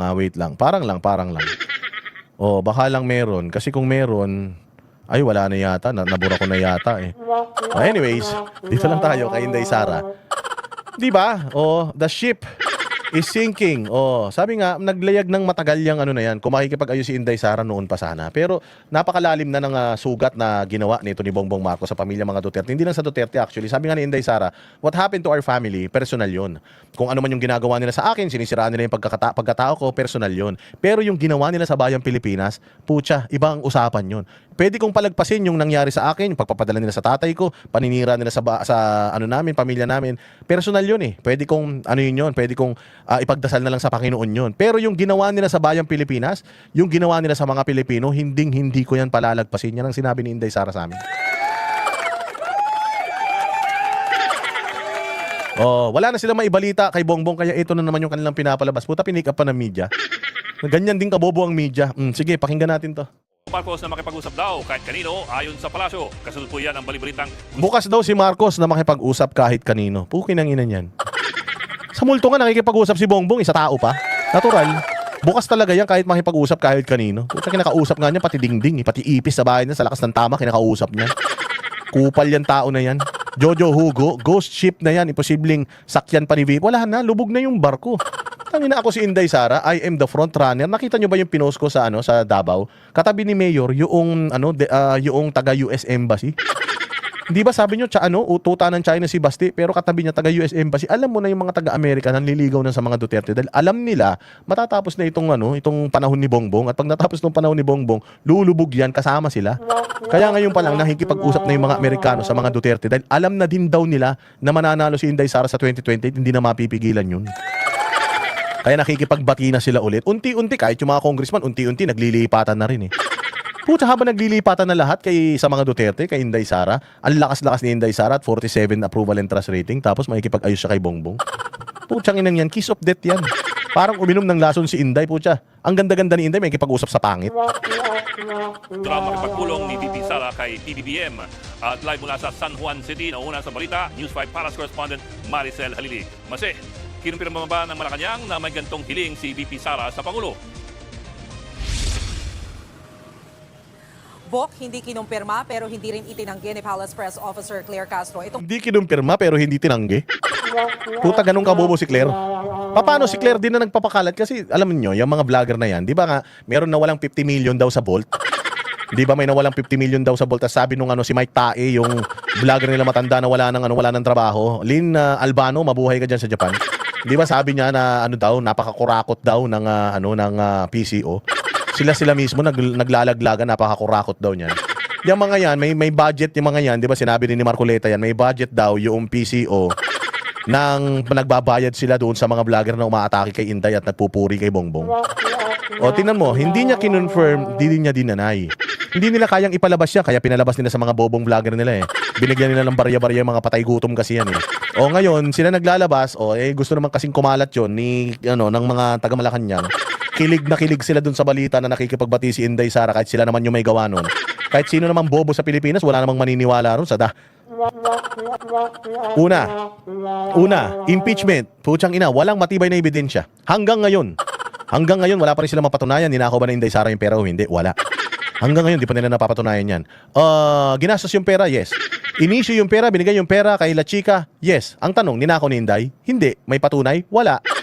So walang patunay na ninakaw ni Inday. So malabo na maniwala ang taong bayan kung gamit ang impeachment na si Inday Sara magnanakaw. Kinuwento nga sa inyo kung gaanong napakalabo na maging magnanakaw ng mga Duterte, hindi ba? So eto ngayon. Eto naman yung pinapalabas nila ngayon. Taragis yan. Sa tingin ba ninyo si Inday Sara sa lakas ng arrive niya? Hindi pa nga siya nagsasalita, natatain na si Claire Castro eh. Bali-balita na nagre-request nga Sila din nagpakalat niyan. si Vice President Sara Duterte na private meeting kay Pangulong Bongbong Marcos. Matatandaan kasi natin na over the weekend, kumalat sa mga social media accounts yung sinasabi na meron daw request si VP Sara na makausap si Pangulong Bongbong Marcos. Actually, spokesperson Harry Roque ginawan pa nga yan ng collage yung mga naglagay ng post na ito at ipinost din niya sa kanyang Facebook. Diba? Sino-sino yung mga pinost ni Harry Roque? Mga content creator, mga influencer, mga bad influencer ng administrasyon. Lahat ng mga pages na yan, puro papuri kay Bongbong Marcos yan. Connected ba yung mga yan? Well connected ba yung mga yan? Sabi ko nga sa inyo, kahit isang beses baka, kahit anino ni Bongbong, di pa nakikita ng personal ng mga ulol na yan. Sabi ko nga sa inyo, kami nagbabalita kami tungkol sa mga Duterte. Pucha, lagi namin kasama ang mga Duterte. Kainuman, kakainan, kasama namin sa mga events, naiimbitahan tayo, kumpare ko pa. Di ba? Tayo, hindi natin masasabi na connected tayo, pero at least kahit paano meron tayong access. Itong mga to, putang inang yan. Kahit hininga ni Bongbong, hindi naaamoy ng mga yan. Pero ang dami nilang alam. O paano, mga aso ito ng ng mga may pera, mga kinurakot sa bayan, pinangsusweldo sa mga ito, para gumawa ng istorya at ipagtanggol si Bongbong. O kita mo yung isang vlogger nila na binaril sa muka. Binaril sa muka dahil sa kasinungalingan o estapador. O ganyan din yan mga yan, isa lang mga lahi ng mga yan. Pero kanina, nantanong yan si Undersecretary Claire Castro kung totoo ba na meron niyang ganitong request. Sabi niya, wala raw natatanggap na ganitong impormasyon. Pero malinaw naman daw na bukas si Pangulong Bongbong Marcos na makipag-usap sa kahit na sinong personalidad na kontra sa kanyang administrasyon. Ulul, lahat nga pinapakulong nyo eh. Pag nagsalita nga, pinakukulong nyo eh. Makikipag-usap ka? Ulul, kasinungalingan yan. Partikular na tinutukoy dito si VP Sara, nilinaw yan. Oy, si Roquito, sir, ano yan, yung nagpadala sa Gcash natin, wait lang, check ko, ha? Ano mo naman importante sa atin yung mga ganyang bagay, hindi natin ilagay, sinong pangalan? Ilagay ko sinong pangalan. Maraming salamat sa iyong ayuda. Mabuhay ka sa 200 pisong pinadala mo. Maraming salamat din sa nag-send ng 700 at ng 300 at ng 150. God bless you. Kilala nyo kung kanino kayo, alam nyo yan. Mapupunta kayo sa langit. Hindi sa langit-langitan, ha? Hindi katulad nung pupuntahan ni Benny Abante. Mapupunta si Benny Abante sa langit-langitan. Oo, sa impyerno yun. Yung pupuntahan nyo, totoong langit yan, legit yan. Salamat kay Roquito Serutneb. Anak ng tinapay naman pangalan, kaya hindi ko nabasa eh. Apakahirap basahin yan eh. Ni Jose Castro dahil ayaw daw niya na ma-misinterpret ang kanyang pahayag. Pero matatandaan daw natin. Ayaw daw niya ma-misinterpret yung kanyang pahayag. Gago, lahat ng pahayag mo hindi na kailangang i-misinterpret. Alam na ng taong bayan na yung mga pahayag mo, puros pang tarantado yan. Putang ina ka, siguro pinaglihi ka sa tarantadong tao. Kaya tarantado din ang ugali mo. Tsaka ayaw daw niya ma-misinterpret yung mga statement niya. Gago. Tangina, kahit nga hindi mo trabaho, sagot ka ng sagot. Kahit na wala ka naman dapat opinion, sagot ka ng sagot. Tapos ito, hindi mo kayang opinionan. Paano? Kayo rin nagpakalat niyan. Kayo nagpakalat niyan para pag-usapan ng taong bayan na talagang ako si Inday guilty. Kasi nakikipag-usap na siya sa presidente, hindi naman siya makikipag-usap kung hindi siya guilty. Ulul. Tangina, paano magiging guilty yan? Tangina, si Ligutan. Ang tagal-tagal, inabot nung hearing kanina sa sobrang bagal niya magsalita, wala siyang napatunayan. Abnormal. Sa unang vlog ni PBBM, sinabi naman niya na open siya sa dialogo. Pakinggan natin ang sinabi ni Jose Claire Castro. Ang sabi ng Pangulo, sa una pa lang niyang podcast, kahit sino, sa lahat na maaaring hindi sumasang-ayon sa kanya, siya ay bukas. Ulul, tangina mo, lahat nga na hindi sumasang-ayon sa inyo, kinakagat mo eh. Para kang asong ulul eh. Putang ina, hindi ka naman aso, nangangagat ka. Si Irisi may sinasabi, kinakagat mo. Si Basti Duterte, si Pulong, may mga sinasabi, kinakagat mo. Tangina, lahat nilang kinagat mo. Tapos sinasabi mo, willing makipag-usap si Bongbong sa lahat. Ikaw nga, hindi ka marunong makipag-usap ng matino. Tangina tong mga to, napakasinungaling, no? Nuknukan na sinungaling tong mga hayop na to. Hiling makipag-usap si Bongbong sa lahat ng mga may reklamo sa kanya. Tanga, nakakulong na si Mike Defensor. Nakakulong na yung mga hindi kakampi ng gobyerno, tapos gusto pa makipag-usap, gago. Ulul. Tanginan to si Claire Castro, napakasinungaling. Anong almusal mo kasinungalingan? Tanghalian mo kasinungalingan? Hanggang pagtulog mo kasinungalingan? Anong lasa niyan? Tanginan tao na ito, no? Tumanda na sa kasinungalingan ng walang hiya. Makipag-usap. Patay gutom sa pera eh. Patang gutom sa pera, patay gutom sa kapangyarihan. O tsaka kaya puro kasinungalingan na lang ang nilalabas sa bunganga na itong hayop na ito. Tangina tatakbo sa politika yan. Pusta tayo, magpo-congressman yan. Kung hindi, magsisenador yan. Kupal na yan. Kasi bilib na bilib siya sa sarili niya eh. Tangina ko, may pinakatangang tao sa mundo, baka pangatlo siya. Para magkaroon ng magandang pagkakaintindihan. Hindi partikular para kay Vice Presidente. Baka kasi magkaroon na naman ng misinterpretation. Interpretation, tangina mo, pantanga naman yung statement mo. Hindi naman kailangan ng rocket science dyan. Bendo King Official, mabuhay ka. May pakulay din ba yung mga pro-Marcos content creator? Meron. Pambili ng Eskinol. Ang papangit eh.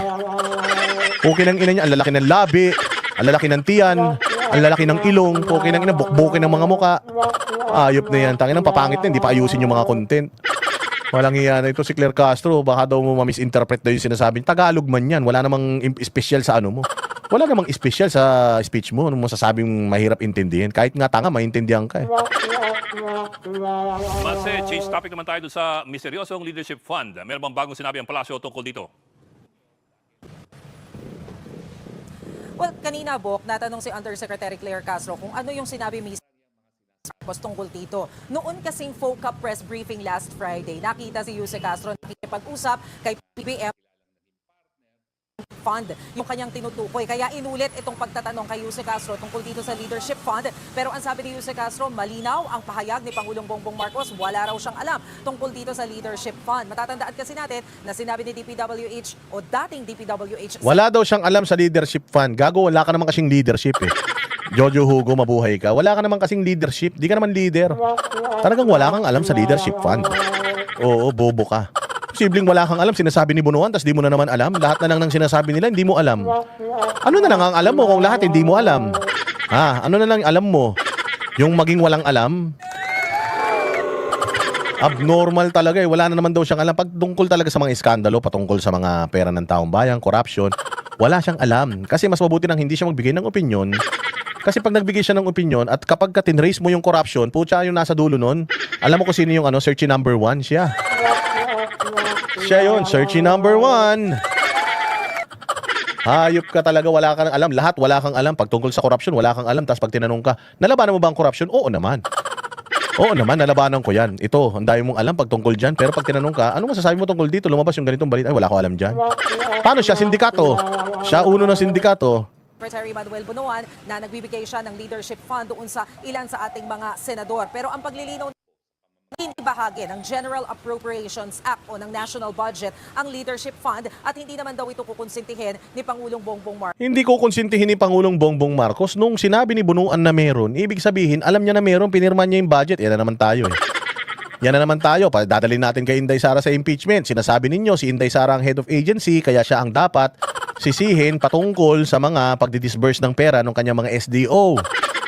Oh, pero dito kay Bongbong Marcos, etong si Bunuan, tao man niya yan, sino nag-release ng pera dyan, opisina niya, DBM. Tapos, sinasabi ni Bunuan na may ganitong budget, tapos sinasabi na naman ni Bongbong, siya pumirma nung budget, GAA, pucha, wala daw siyang alam. O, tingnan ninyo, sabi ko nga sa inyo, kung tarantado ito si Bunuan at nagnakaw ito si Bunuan, sinong amo niyan? Si Pangandaman at saka yan si Bongbong Marcos, yan ang amo niyan. Kung baga, ang SDO o Senior Disbursement Officer or Special Disbursement Officer itong si Bunuan, ang head of agency si Bongbong. Kung si Inday Sara sa impeachment na yan, doon sa mali di umanong pagdidisburse ng pera, siya yung sinisisi natin kahit naman hindi sa kanya yung trabaho na yon, dapat ganun din kay Bongbong. Lahat ng mga pinirmahan ni Bongbong sa budget na ninakaw ng mga tao niya, dapat siya ang may kasalanan niyan dahil siya ang head of, hindi lang head of agency head of state. Tarantado kayo. If that applies, if that logic applies to Inday Sara, if that rule applies to Inday Sara being the head of agency, si Bongbong is head of state. Sino ang amo ni Inday Sara being the head of agency? Si Bongbong Marcos, he's the head of state. So kung may impeach si Inday, dapat pati itong hayop na ito, ma-impeach ito. Dahil kung may kasalanan si Inday, may kasalanan din siya. Bakit? Siya kasi ang amo ni Inday Sara eh. Ang ina nyo, tatangan nyo. Pare-parehas kayo mga walang utak. Pangulong Bongbong Marcos kasi paanong hindi niya alam ito. Ang tugon siya ni Jose Castro, kaya nga daw agad na nagpa-imbestiga si Pangulong Bongbong Marcos dito sa mga sinasabing anomalya sa flood control project nung oras na nalaman niya yung tungkol dito sa anomalyang ito dahil ayaw daw nilang itolerate itong mga nangyayaring ganito sa ating pamahalaan. Ayaw itolerate na deliveran ka ng maleta, ayaw mo itolerate. Tangina, ayaw mo nga daw na ayaw mo nga daw na konti lang yung matatanggap mo eh. Kailangan ganito, bahala kayo sa buhay nyo, basta ako kailangan ganito yung matatanggap ko eh. Kapal na mukha mo, Bongbong. Wala ka na namang kinalaman, wala ka na namang kasalanan. Puta, sa Santo Niño ka ba nung bata ka? Ha? Ikaw ba yung batang Jesus? Walang hiya ka talaga. Salot ka sa Pilipinas. Ang tanong pa sa kanya kanina, dapat bang Oo, tama yun. Nasabi, di ba? Ang utos ng hari, di dapat mabali. Sabi ni Zaldico mismo yan. Sino ba yung hari? Ikaw yun eh, tanga ka. Hindi naman hari si Romualdez, ikaw ang hari dahil ikaw ang presidente. Abnormal. ituring na state witness itong si Secretary Bunuan despite all the situation mabibigyan ng Malacanang. Sabi ni Jose Castro, bahala na ang korte na magdesisyon tungkol sa isyong yan. Narito ang sinabi ni Jose Castro. Ang pondo binibigay sa proyekto, hindi sa tao. Ba't kinuha ni Bongbong? Ba't kinuha ng pinsan niya? Tsaka ba't kinuha ni Sandro? Yun naman pala eh. Alam nyo naman pala eh. Ba't kinuha nyo? Hindi ba kayo tao? Kasi kung sabi niya, ang pera dapat napupunta sa proyekto, hindi sa tao. Tao yung mga amo mo. Sila yung tumanggap ng pera. Ano sila? Hindi sila tao? Ano sila? Halimaw? Kaya siguro nabanggit niya na equitable distribution ang nais na Pangulo dahil yun ang utos ng Pangulo. Pero when it comes to leadership fund, po ito nabanggit sa Pangulo at ito din po ay dininay ng economic team. So kung meron man silang pag-uusap... Siyempre, pag nanakaw yan, alang matanggapin nila yan. Insertion, allocables, alang matanggapin nila yan. Ang pinakamalaking allocable nga, si Sandro Marcos. Alang ang tanggapin nila yan. Siyempre, di natatanggapin niya. May magnanakaw ba namang aamin na magnanakaw siya? Among themselves, dito sa DPWH, hindi po ito kailanman naging programa ng Pangulo. At hindi po nakalagay ang leadership fund sa GAA. Masen, itong Sabado naman, tinambangan si BARM Interim Chief Minister Abdul Rauf Makakua. Anong reaksyon ng... Paki ko dyan. Pati tinambangan. Oh, di ba? Sabi ko sa inyo eh. Hindi na tayo kaya. Punta naman tayo sa Punta naman tayo sa balitang, ano ba mga balitang Balitang impeachment. Si Abante. Ito, pakinggan nga natin yung masasabi ni Abante. Kasi ang dami niyang iyak na naman eh. Ito si Abante, hanap kay Inday Sara. Hanapin mo yung mga anak mo, baka nagdodroga na. Baka, di ko sila nagdodroga. Hanapin mo yung mga anak mo, baka sa sarap ng mga buhay nila. Nahanap mo si Inday Sara, ayos-ayos ng Davao. Nakamamasyal si Inday sa Davao, Kadayawan. Ikaw nga, nandiyan ka sa Senado, di ka naman senador. Tarantado ka. Pakinggan natin sasabihin nitong si Pastor Manyakol. Na si Miss Acosta ang talagang special disbursement officer. Disbursement? Ano yun? Nagpanganak? Disbursement? Tanginan to, tanda na, bulol pa. Ano naging pastor to, bulol? Kain kasi ng pekpek, kaya ganyan. Bakit hindi siya? What we would like to see kung kanino ibinigay yan. Sa akin, I maintain. Utangin na ninyo, patunayan nyo. Patunayan nyo na lang, ang dami nyong statement eh. Ang dami nyo pang iyak. Pucha, dahil si Chua, wala na nakikinig sa kanila, sinubukan nila kung yung pastor ang magsasalita, baka may makinig. Gago, pare-parehas kayo ng kapa eh. Pare-parehas kayo ng uniform na suot. Puta, uniform ng impyerno. Boss Dada, bakit walang impeachment bukas? Paano? Wala bang impeachment bukas? Final na ba yon? Baka kaya walang impeachment bukas, wala na nanonood. Ulol. Tanginan to, di ka naman nanalo, nagsasalita ka pa dyan. Gago, di ka nga binoto ng mga distrito mo eh. Putang ina mo, sinong maniniwala sa'yo eh? Kung yung mismong nasasakupan mo, iilan na lang yung buntati ron, di pa naniwala sa'yo eh. Gusto mo maniwala kami sa'yo, gago ka. Tangina ka, pati nga yung mga kasamahan mong pastor sa sarili mong simbahan eh. Puta na, ipag-usap na sa mga Duterte eh. At hindi daw nila statement, yung statement mong hayop ka eh. Mga kasamahan mo na sa simbahan, di pa naniniwala sa'yo eh. Tangina ka, yung mga taga-distrito mo, di naniniwala sa'yo. Tas kami, maniniwala kami sa'yo, ulul. Tangina mo, fuck you. May position na yung pinagbigyan yan, ghost. Ngayon, kung hindi ghost yan, ay pakita. Oh, nasaan si Piatos? Kinang ina mo, kayo magpakita. Tanga. Kayo ang prosecutor eh. Kayo magpakita ng ebidensya, the burden of proof is with the accuser. Kayo nag-a-accuse eh. Ginamit mo pa yung kwintas ni Jesus. Sino yung Jesus yan? Palitan mo ng pangalan yan. Hindi naman si Jesus yan eh. Ibaliktad mo yung krus. Tapos ilagay mo Lucifer, ganon. Ang ina nito, ginamit pa simbahan. Kapal ng mukha mo. Wala naman sinabi si Jesus, maging politiko ka. Tarantado ka. Ang ina niyan. Meron pa sila ilabas si Piatos. Kayo maglabas. Kayo nag-a-accuse eh. Kayo maglabas. At saka bobo ka ba? Ilang beses na nga sinasabi niyan sa hearing na si Mary Grace Piatos hindi naman issue. Hindi naman sinabi ng COA na bawal ang Mary Grace Piatos, na bawal ang alias, kundi ka ba naman abnormal at tanga.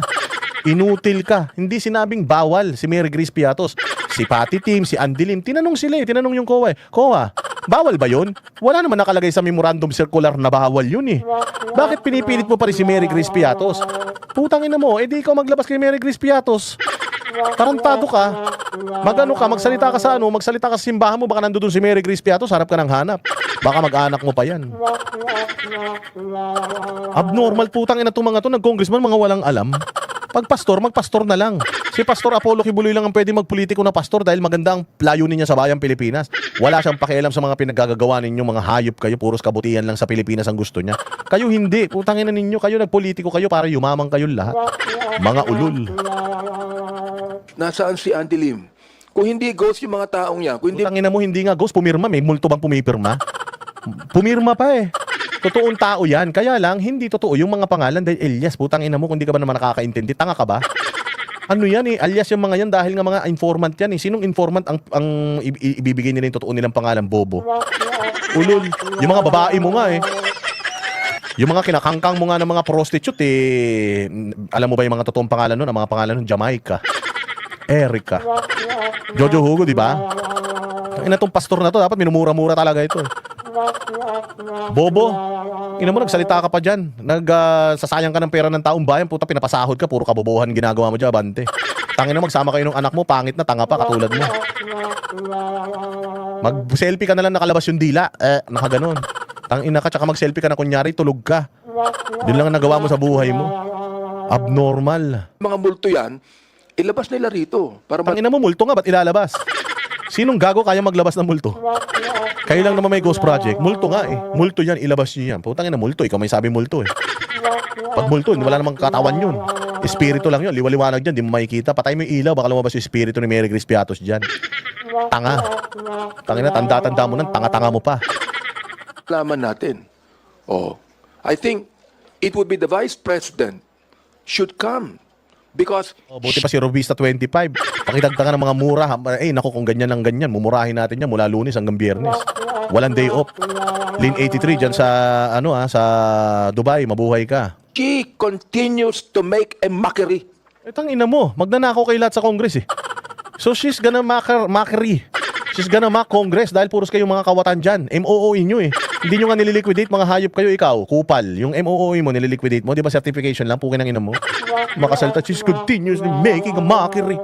Tangina, people are actually mocking the whole Congress because of all of you stupid people there. Kayong mga nakakadiri ng mga tao na mga nasa Congress, pati mga mukha nyo nakakadiri, si Luis Toro nakakadiri, puro laway. Tangina si Dilima na tumuchupa ng mga saging ng may saging. Lahat kayo dyan nakakadiri kayo. So sinong magre-respeto sa isang bahay na puros mga impacto yung nakatira? Puros kayo mga engkanto, masasamang espiritu, mga maligno kayo lahat dyan sa mga congressman. Ha? Hype kayo, majority sa inyo puros mga kriminal, mga satanas. Oh, so people are actually not just Inday Sara.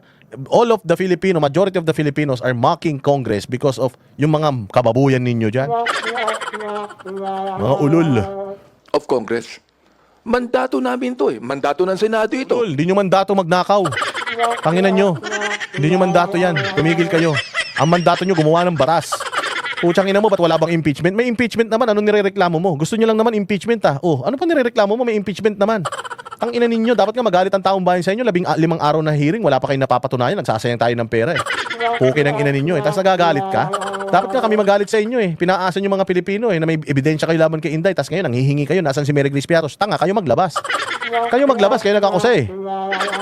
Sinabi na nga ng COA eh. Sinabi na ng COA, walang problema doon sa Elias. Wala sa memorandum circular nila. Yung iiyak mo. Utangin na ka. Ano ba talagang problema mo sa buhay? Tigang ka ba? Mandato ng Congress ito. Ibig sabihin, the office of the Vice President can make a mockery. Yes, lalo na kung puros kayo mga hayop diyan. Can we make a mockery of your Congress? Yes, lalo na kung sa tingin namin mga abnormal kayo pare-pareho. Tangina ninyo. Ano ba usapan diyan sa impeachment? Ninakaw ba yung pera? Ilang beses na tinanong, ninakaw ba yung pera? May prueba ba ninakaw? Wala po. Final na ba in executory yung inyong notice of disallowance na may restitution na dapat? Wala po. Under appeal pa po. Pwede pa pong ilaban. O yun naman pala putangin na mo abante, anong pinaglalaban mo? Anong iniiyak mo diyan? Kung gusto mo magjakol ka sa camera tapos padala mo sa mga kamag-anak mo. Para may magawa ka sa buhay mo. Buisit na to. Hayop. Of the constitutional mandate of Congress to investigate and to put up an impeachment court. Dapat, humarap siya. Ang ina ka, may impeachment na. Lumusot na sa inyo, nasa Senado na, naghihiring na 15 araw na. Kung haharap siya dyan, ano namang gagawin niya? Manunood, dinasayang oras niya. Si Asidri nga natulog lang dyan Bobo ka. Haharap si Inday dyan, ano sasabihin niya? Tatayo ba siya sa witness stand? Hindi naman siya imbitado as resource person, hindi naman siya sinusubpina. Ba't siya pupunta dyan? Kasi makikita, ikaw lang, baka pagjakulan mo pa siya. Tangina ka, bakit ba? Ano bang problema mo?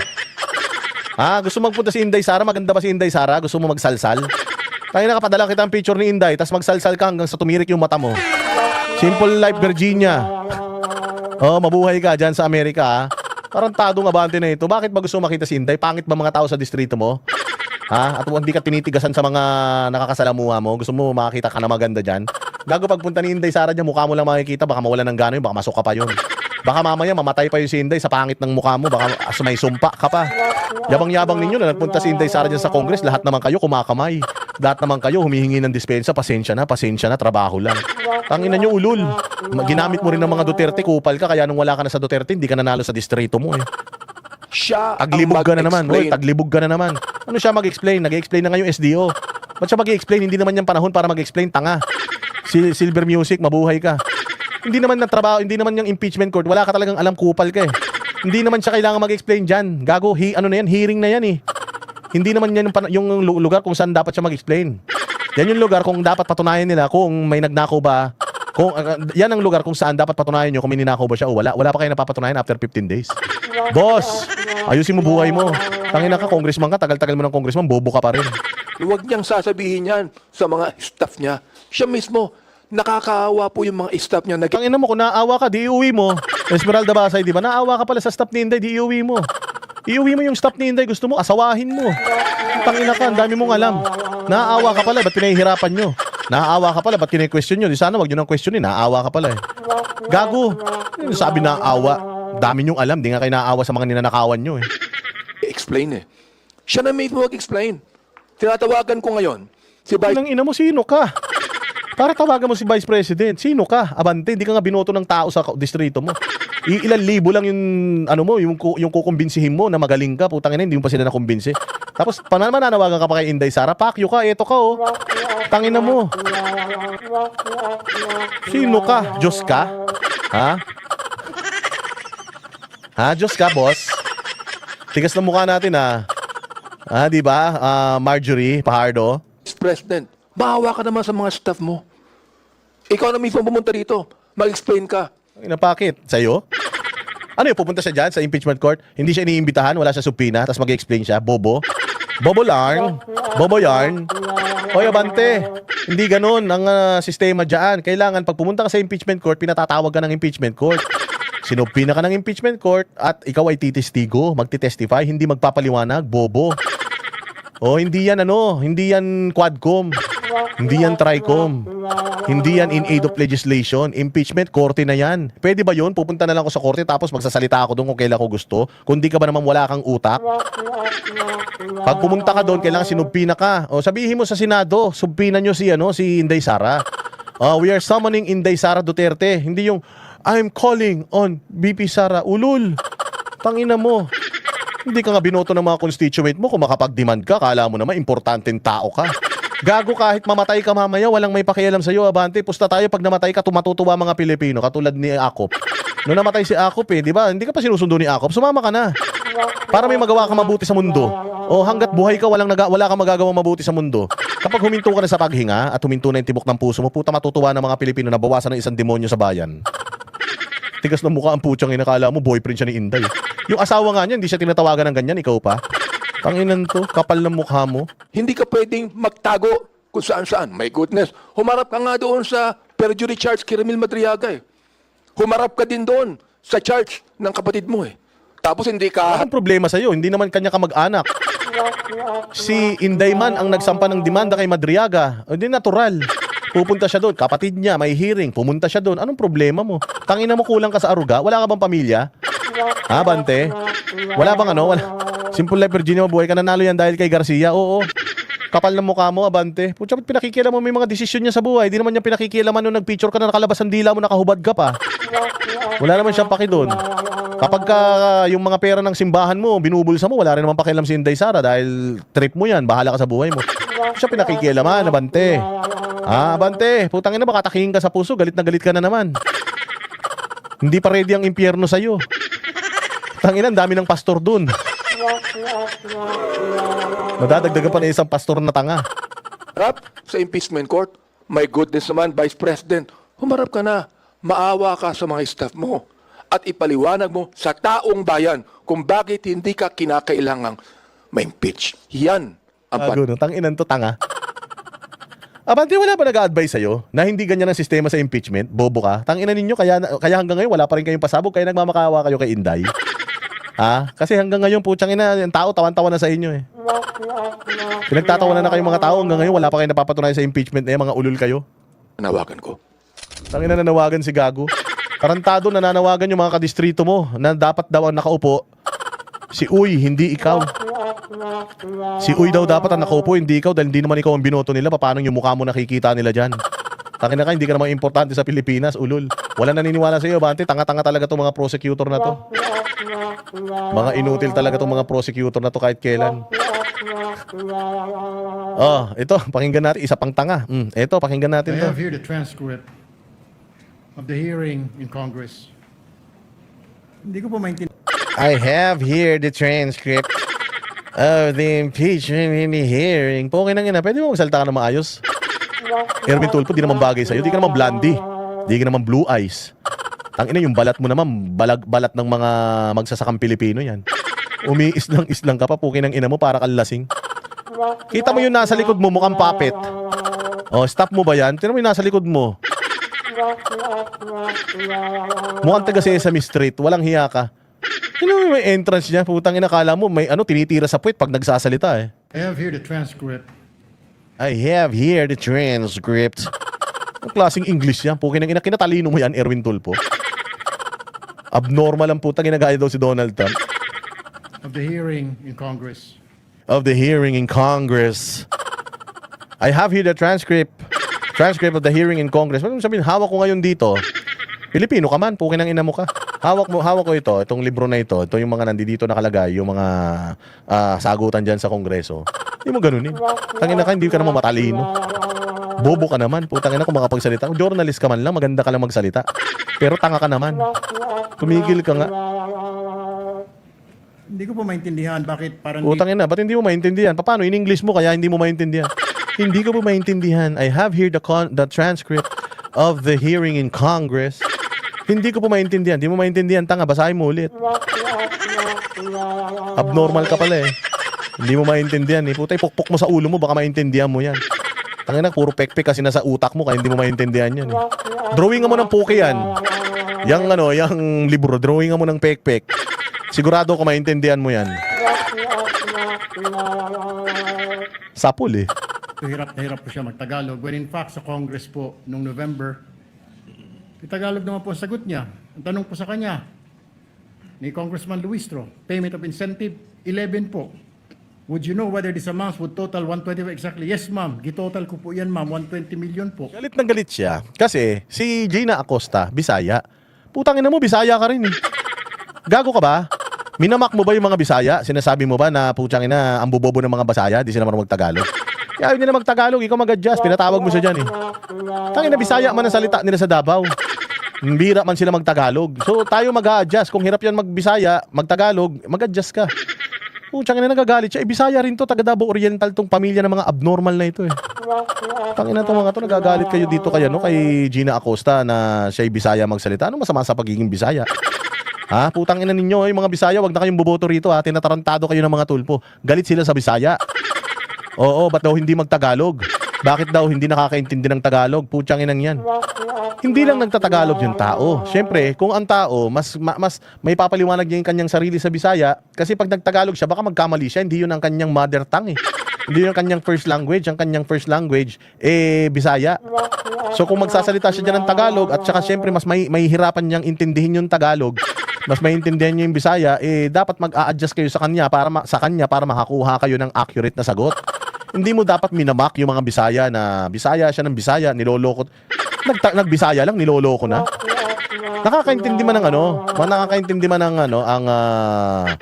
nakakaintindi man ang mga Bisaya ng Tagalog, pero mas ma-i-express nila yung kanilang feelings, yung kanilang gustong sabihin, sagot, kung magbibisaya sila. So bibigyan niyo sila ng leeway. Kasi kung halimbawa, paano yan? Kung sabihin niya na hindi po talaga ako confident magsagot, dili man ako confident ba? Magsalita ng Tagalog ba? Gusto ko Bisaya lang ba? Para may butang ko ba? Yung gusto kong sabihin baga, dong, day, hindi ba? So tayo mag-a-adjust, kayo mag-a-adjust. Kukuha kayo ng interpreter.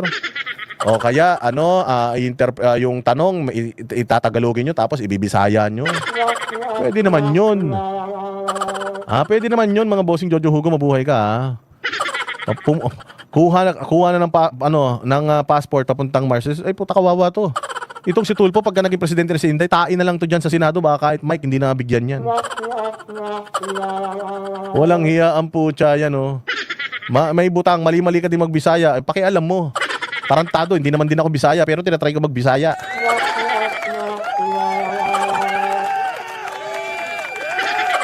Diba? Paano nga kung ganun? Hindi nga marunong yung tao katulad ako, halimbawa, pupunta ako sa korte, tas puro Bisaya tao doon. Nagbibisayaan silang lahat. Mag-a-adjust ako sa kanila. Hindi man ako nakakaintindi ng Bisaya. Sila mag-a-adjust sa akin kung di ba kayo mga bobo. Tsaka ano ba masama? Totoo, Bisaya yung mga tol. Bisaya naman kayo talaga. Bakit mo minamak mo yung mga Bisaya? Abnormal lang po siya. Tapos, dahil lang nagtatagalog, sa tingin mo, umaarte lang si ate? Ay, kunyari, di ako marunong magtagalog. Sino naman ang nag-iisip na hindi siya marunong magtagalog? Mas nahihirapan lang. Siyempre, kinakabahan ka. Yung mga tanong sa'yo, bugado, nakatingin sa'yo lahat ng tao. Siyempre, kahit pa paano, anxious ka. Kung hindi ka naman talaga sanay magbisaya, ano magagawa mo? Hindi naman niya katulad mo. Hindi ka naman sanay mag-English, hindi ka naman marunong mag-English. Tangina, English ka ng English. Hindi ka naman Pilipino ka man, sabi mo, hindi ka kahit na nandaya ka ng passport.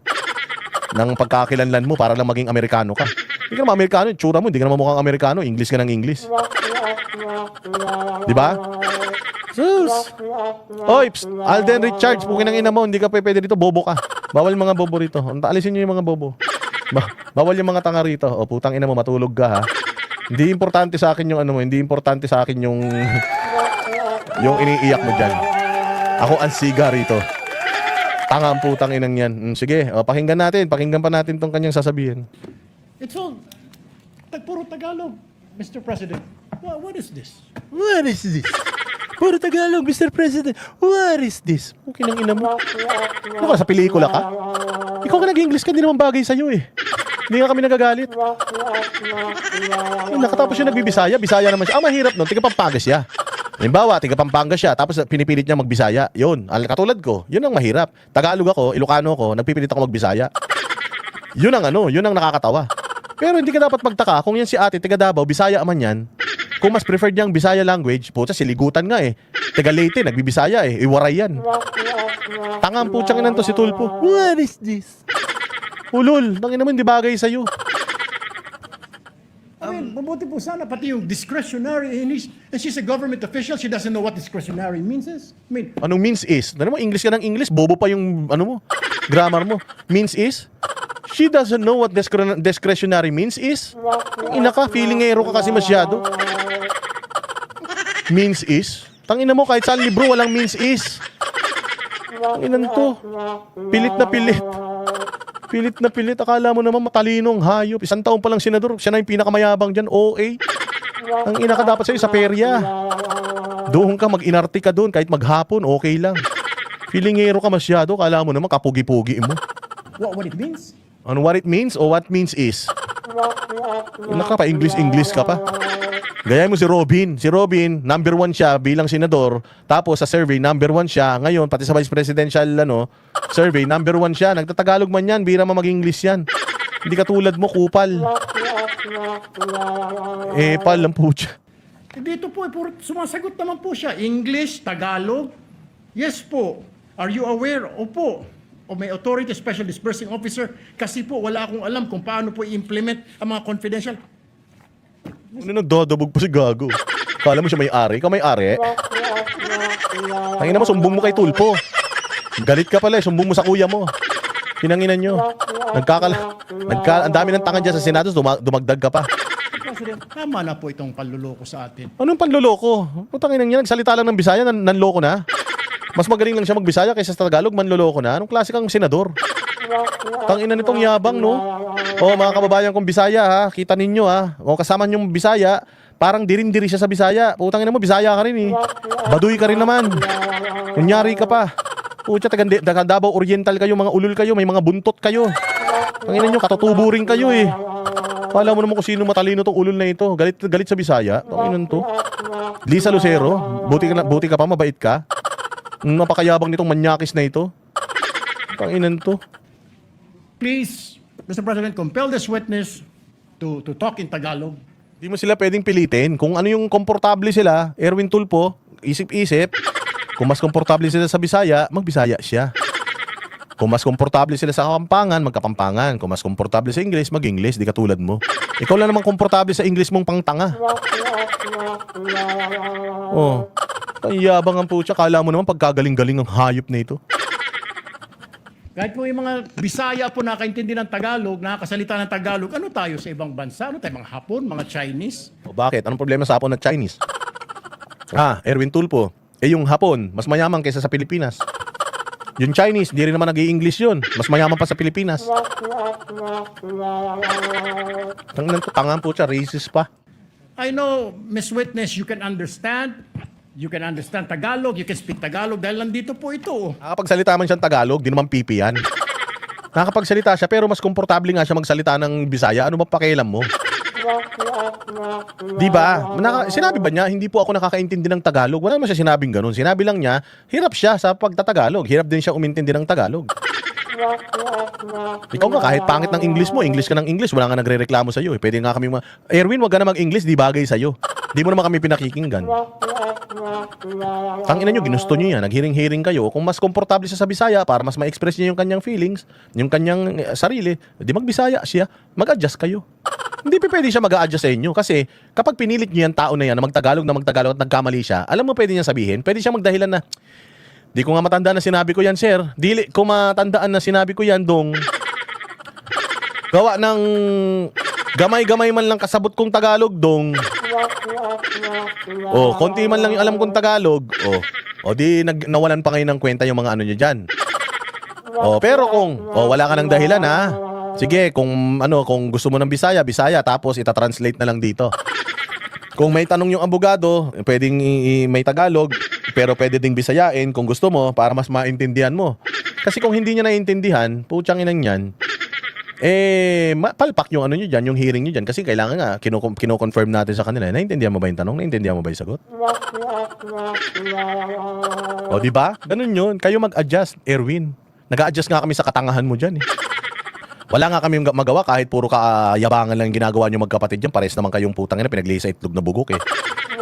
Wala nga kami reklamo sa inyo. Tapos magre-reklamo ka dyan. Anak ng putya naman tong senator judge na ito. Hindi ka nagagalit kay Ligutan, ang bagal magsalita, pukin ng ina niyan. Pwede mo naman sabihin, naglolokohan na tayo dito, Ligutan, putang ina ka, eh. 3 oras na tayo rito, ilan pa lang na itatanong mo, ang bagal mo magsalita. Hindi mo ba kayang bilisan-bilisan pa yan? Doon ka magalit sa pagiging pagsasalita ng mabagal ni Ligutan. Yun ang anuhin mo. Ligutan, putang ina, parang ngawa mo na. Ano ang pangalan mo? Putang ina niyan, yun lang itatanong mo. Yan ang pangalan mo, ang tagal-tagal pa. Ano ang trabaho mo. Pagalitan mo si Ligutan. Ang haba magtanong ni Ligutan, tas ang bagal. Yung salita ni Ligutan, pag mga 20 salita yung tanong niya, puta 3 oras bago niya matapos. Paano matatandaan nung tinatanong yun? Di ba? Di ba tanga ka? Sabihan mo si Ligutan, puta pag nagtanong ka naman, dire-diretsuhin mo para mag-register naman sa tao. Tangina lahat ng space puta, tinigilan mo para kang para kang partas. Alam niyo yung partas, yung bus ni Chabit, puta lahat ng stopover hinihintuan nun. Every 30 minutes humihinto, puta pupunta ka ng Ilocos, 5 oras lang yung biyahe, 9 na oras sa kanya. Paano lahat hihintuan niya? Putang ina kaligutan, para kang driver ng bus, puta lahat ng may pumapara. Pinapasakay mo kung di ka ba naman kupal din. Magtatanong kang haba. So anong masasabi mo dito sa ganito, sa ganyan? Kasi ikaw ang sinasabi na dapat na nagdi-disburse ng pera. So saan napunta ito? Ganun magtanong para at least ma-register. Tanginang tanong yan. Ano ang masasabi mo sa mga inutos sa'yo ni VP Sara? Ikaw ang disbursement officer. Saan napunta ang pera? Tangina, matatandaan mo ba yun? Ha? Ulitin mo nga, pukin nang inabilisan mong konti. Aba, tsangina, pag pinaulit mo yung ganun ulit katagal. Yung isang tanong 10 minutes, tanginan yan, 10 minutes sa tanong, masasagot mo ba kaagad yun? Loko-loko ang putang ina ng abogado na yan. Kahit sino gago, hindi makakasagot eh. Wala ako natandaan sa tanong mo. Putang ina, lahat hinintuan mo. Ang saan? Tang ina, akala mo nagkukwento na nakakatakot eh. Abnormal, putang ina nitong mga ito. Sinasayin nyo ng pera ng taong bayan. Putang ina, alam mo yung 30 minutes na tanungan? Tangin na 3 oras dito kayo, no? Kay Ligutan, tatanga-tanga ito. Hayop na ito. Maraming salamat sa nagpakulay, ha? Kay Simple Life Virginia. Ay, kay Simple Life Wingma pala. Simple Life Wingma, tsaka kay Oliver Franco, ha? Mabuhay ka. Mukhang madadali bata natin kay Acosta. Sino? Si Inday Sara? Madadali si Inday Sara? Sinabi na nga ni Acosta, walang kasalanan si Inday Sara. Tsaka wala naman ninakaw. Wala naman ninakaw. Ano mapapatunayan nila kay Acosta? Mapapatunayan nila kay Acosta na binigay ni Acosta yung pera kay La Chica. Ang ganda nga na sinabi niya dun eh. Binigay ko yung pera kay La Chica kasi siya yung may alam sa operasyon eh. So ngayon siya magbabayad. Kung halimbawa, mali yun. Okay, sige, mali yun. Ninakaw ni Inday yung pera. Yun lang naman yung dapat nilang patunayan eh. Kung ninakaw ni Inday yung pera, hindi naman ninakaw yung pera eh. Nililiquidate nga eh. Di ba? Walang ninakaw na pera. Yun ang bottom line nito. Kahit gaano pa karami ang ma-uncover dyan na itong pera na ito hindi nagamit ng tama, nagamit pa rin. Mali nga lang yung paggamit pero nagamit, hindi ninakaw. Yung man ang importante, hindi ninakaw eh, tama? Hindi nilagay sa maleta, hindi niliber sa bahay niya. Yun ang importante. Tanginan nyo. Ang tatangan nyo. Ilang araw na, paulit-ulit, yun pa rin ang ano nyo. Winidraw ang pera. Ganito karami yung cash. Ganito ba karami yung cash? Okay nang ina. Anong connection nung dami nung cash? Kung ilang bag yun, kung ilang maleta yun. Anong connection nun sa kaso? Hindi naman dinideny ni Inday Sara na winidraw yung pera na yan dyan sa land bank. Diba? Hindi naman dinideny ni Inday na tinanggap nila yung pera na 125 million na yun. Hindi naman na dinideny yun. Nagle-liquidate nga sila eh. Ano pang sense no maglabas ka dyan ng props? Etong pera na ito, ganito ba ang itsura ng pera na winidraw mo sa bangko? Tapos sasagot na, wait, hindi pa tapos yung tanong. Nilagay mo ba sa bag? Sasagot na sana siya ako sa, wait, hindi pa tapos. Anong kulay ng bag na yun? Kulay blue po, ops, hindi pa tapos. Hindi pa tapos. Utangin lang yan. Anong klaseng hearing yan? Pangtarantado. Utangin na tapos ito si Tulfo nagagalit dun sa Bisaya, hindi siya nagagalit dun sa abogado. Attorney Ligutan, magkaliwanagan nga tayo. Bakit pag nag-o-object ka doon sa kabilang kampo, putang bilis mo naman magsalita, pero pag nagtatanong ka ba't ang bagal mo magsalita? Tangina ka, niloloko mo kami dito. Hindi ka mabagal magsalita, ba't binabagalan mo? Gusto mo bang airtime? Putang ina, kung gusto mo, yung mukha mo na lang itutok namin yung camera dyan, walang problema. Sabihin mo lang. Dapat Erwin Tulfo, doon ka nagagalit kay Ligutan. Sinasayang ni Ligutan oras natin. Ano lang yung mga naitanong ni Ligutan? Sa sobrang tagal niya magtanong, nag-lunch break na. Tignan mo, may tinatanong siyang bagal nung tanong niya. Ginang Acosta, tama ba yung pangalan mo na binanggit ko? Tangina, yun lang yung tatanong mong tagal. Ginang Acosta, tama po ba ang pangalan mo na binanggit ko? Ano makabilis yun? Ano mong mahirap dun? Hayop ka. Tangina mo Ligutan, mamatay ka na bukas kung gusto mo. Huwag ka na mabuhay kung ayaw mo na mabuhay. Ubus na yung oras eh. Tama mo naman, may tanong siya. Hindi talaga maintindihan niya Acosta yung tanong niya. Paano ba naman ang bagal-bagal? Tapos, putas, hindi niya nakuha yung tanong niya. Sabi niya kay Chase Escudero, let's go lunch break. Tanga. Tangina nyo. Kayo mga prosecution kayo, pukin ang ina nyo, nagsama-sama kayo dyan, puro kayo mga bobo. Oh, walang hiya kayo talaga. Ano pa? Ano pa masasabi nito ni Tulfo? Ilang pahina po ito? Arthur, ilang pahina po ito? Gago, ikaw magsabi. Hawak mo eh. Tagalog po yung sagot po ninyo. English po, sumasagot kayo. Tinatanong kayo ng English, sumasagot po kayo. Bakit ngayon parang hirap na hirap? Kailangan i-translate sa Tagalog, sa Bisaya. Galit na daw. Gago, sumbong mo sa kuya mo. Sumbong mo kay Rapi, punta ka sa Rapi Tulfo in action. Ireklamo mo sa barangay. Tangina ka, ang dami mong sinasabi. Bisaya, sagot, Tagalog, Bisaya, Tagalog, Bisaya. Abutin mo tayo ng isang taon dito. Gago, abutin ng isang taon pag si Ligutan nagtatanong. Tangina, pagalitan mo si Ligutan. Si Ligutan ang matagal magtanong. Puta, natunaw na yung makeup niya sa tagal niya magtanong. Nag-lunch break na, wala pa siyang natatanong. Putang inang yan, abutin tayo isang taon, hindi na isang taon, baka 10 years. Hindi pa tapos tong witness na to, sa dami ng tanong niya. Hindi maintindihan, paulit-ulit. Walang hiya kayo, Christy Singson. Thank you, Boss Dada, pagaling ka. Thank you very much, ha. Ay, para pinagpapahinga na ako ni Christy. Oh, pagod na nga ako. Ay, na si Ligutan, akala mo, yun, doon ka magalit. Tatagal talaga tayo kay Ligutan, hindi dyan sa witness. Saglit man lang yung witness. Ilang beses man lang yung tatayo dyan. Sabi mo kay Ligutan, bilisan magtanong. Huwag masyadong maarte. Hindi naman siya kapugian, putang ina, baliko yung ngipin, panot, lawlaw yung pisngi. Putang ina niyan, hindi naman siya magandang tingnan. Ang tagal-tagal niya magsalita. Ganun pa ng ganun ng ballpen.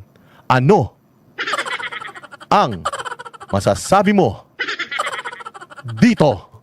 Putang ina niya, kala mo naman ang ganda nung tanong. Abnormal kayo dyan pare-pareho. Mr. President, ito po yun. Sumagot naman po siya. Alam nga ba naman, lulukuhin tayo ng nagtatranscribe po nito. Sagot. Baka niloko ka, di mo lang alam. Baka manluloko din yung katulad mo. 10 ang anak mo sa iba-ibang babae, kakaloko mo. Baka sanay na sanay ka sa lokohan. Alam mo yung mga lokohan, boss, ha? Ha? Simple life, thank you very much, ha? Sanay na sanay ka, boss. Sa lokohan, manluloko ka siguro. Kasi po, nagbabase lang po ako sa ibinigay ni Sir La Chica ng mga ibinalik niya sa akin. Miss Acosta, kindly answer the question. Piatos po ang sinabi ko, ma'am, na apelido. Puta, ba't nagagalit ka? Anong problema ron? Puta, nagdadagago, ipukpok mo sa ulo mo, hampas mo yung lamesa sa ulo mo. Para mas maniwala kami, Tulfo, dyan sa dinadrama mo. Putang ina nyo, magkapatid kayo, puro kayo drama dyan sa Senado. Lulukin mo yung mic. Nguyain mo sa galit. Yun ang maniniwala kami. Pero kung ganyan-ganyan dabog-dabog, putang ina mo, doon ka sa bahay nyo magdabog. That's all, Mr. President. Thank you, Senator Judge Erwin Tulfo. Point well taken. Tangina, payabang. Anong sabi ni Cheese? Point well taken. Oh, sige na, umupo ka na, kupal. Ina mo, dahil mong alam.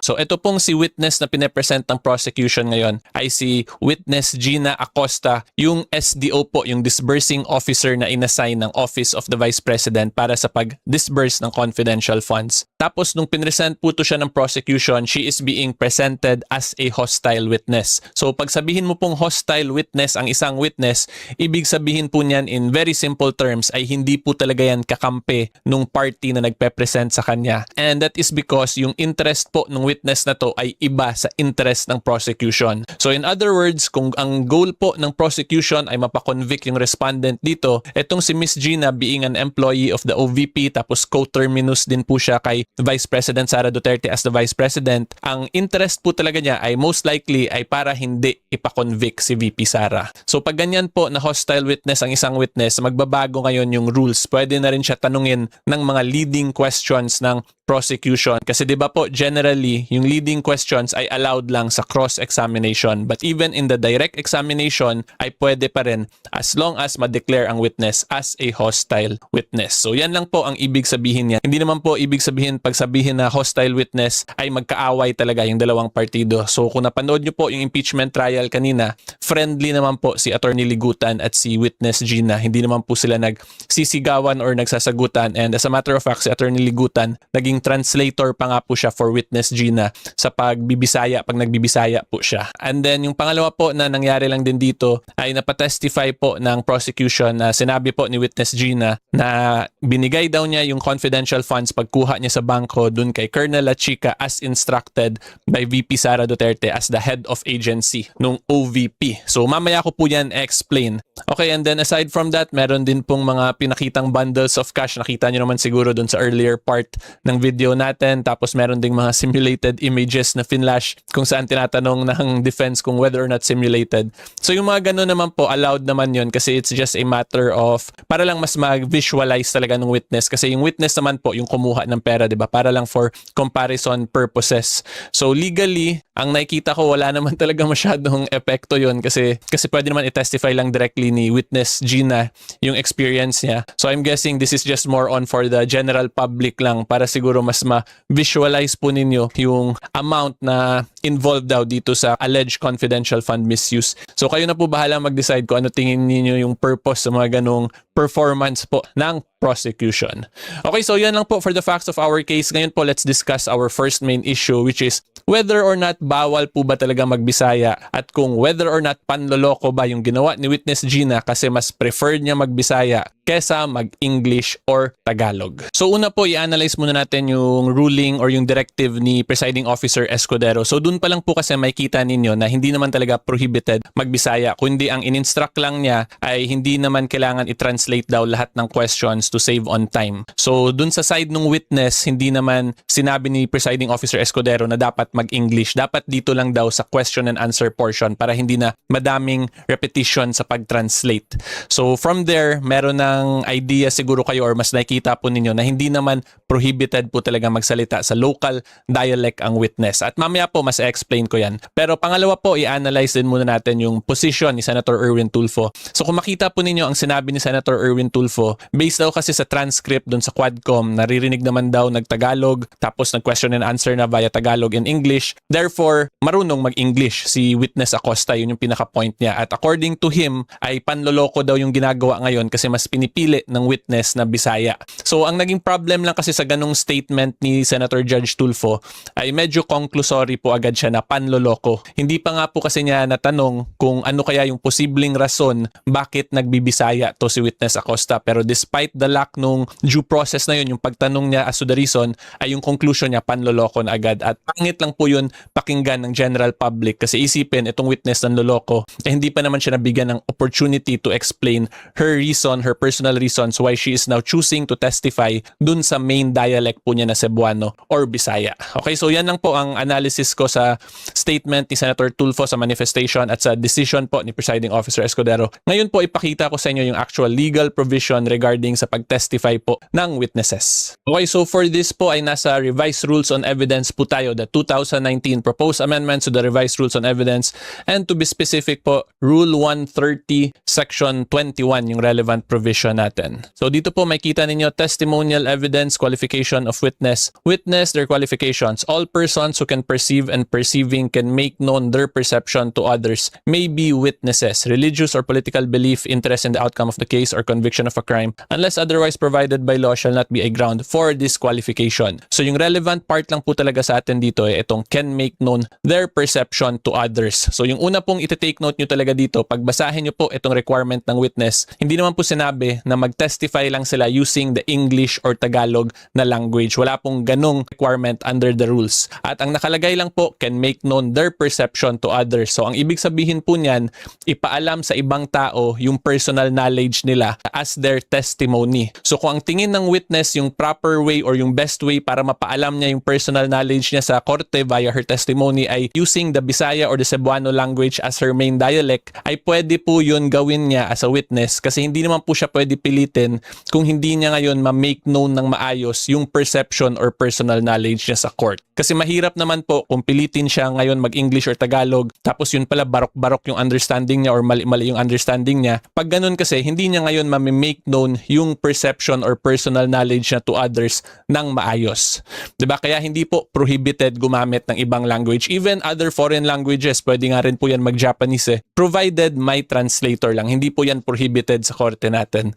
Because again, the main purpose of a witness ay para ipaalam to the best of her abilities yung nalalaman niya as a form of testimony. So hindi po dapat pilitin yung witness na gamitin ng isang language or dialect kung hindi siya comfortable. Lalo na po kung hindi pa natanong yung reason kung bakit itong dialect, yung Bisaya, yung mas prefer niya. 'Di ba? Kasi that's also part po of due process. So yun lang naman po yung mako-comment ko dito. Again, medyo improper lang talaga yung panloloko na statement kasi in the eyes of the general public, parang nadi-discredit na yung witness ngayon hindi pa kanya na-explain, 'di ba, yung reason niya.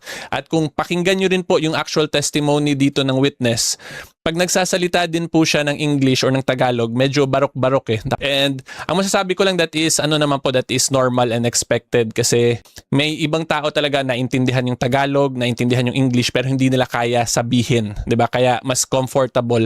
Kaya posible yun yung rason kaya mas comfortable po si Miss Gina sa Bisaya dialect. Okay, so ang masasabi ko lang po talaga diyan ay unang-una hindi pa rin po mapoprove yung actual misuse from that kasi hanggang dun pa lang sa pagbigay kay Colonel Lachique. From Colonel Lachica na na-receive niya yung funds, hindi pa pinakita kung saan ginamit, whether or not na-receive ba talaga ng mga intended recipients via their good governance programs or binulsa ba talaga yung pera. So in simple terms, wala pa rin po talagang proof of actual misuse. Pero kahit po walang proof of actual misuse, medyo nasi-strengthen po yung theory, yung legal theory ng prosecution dito.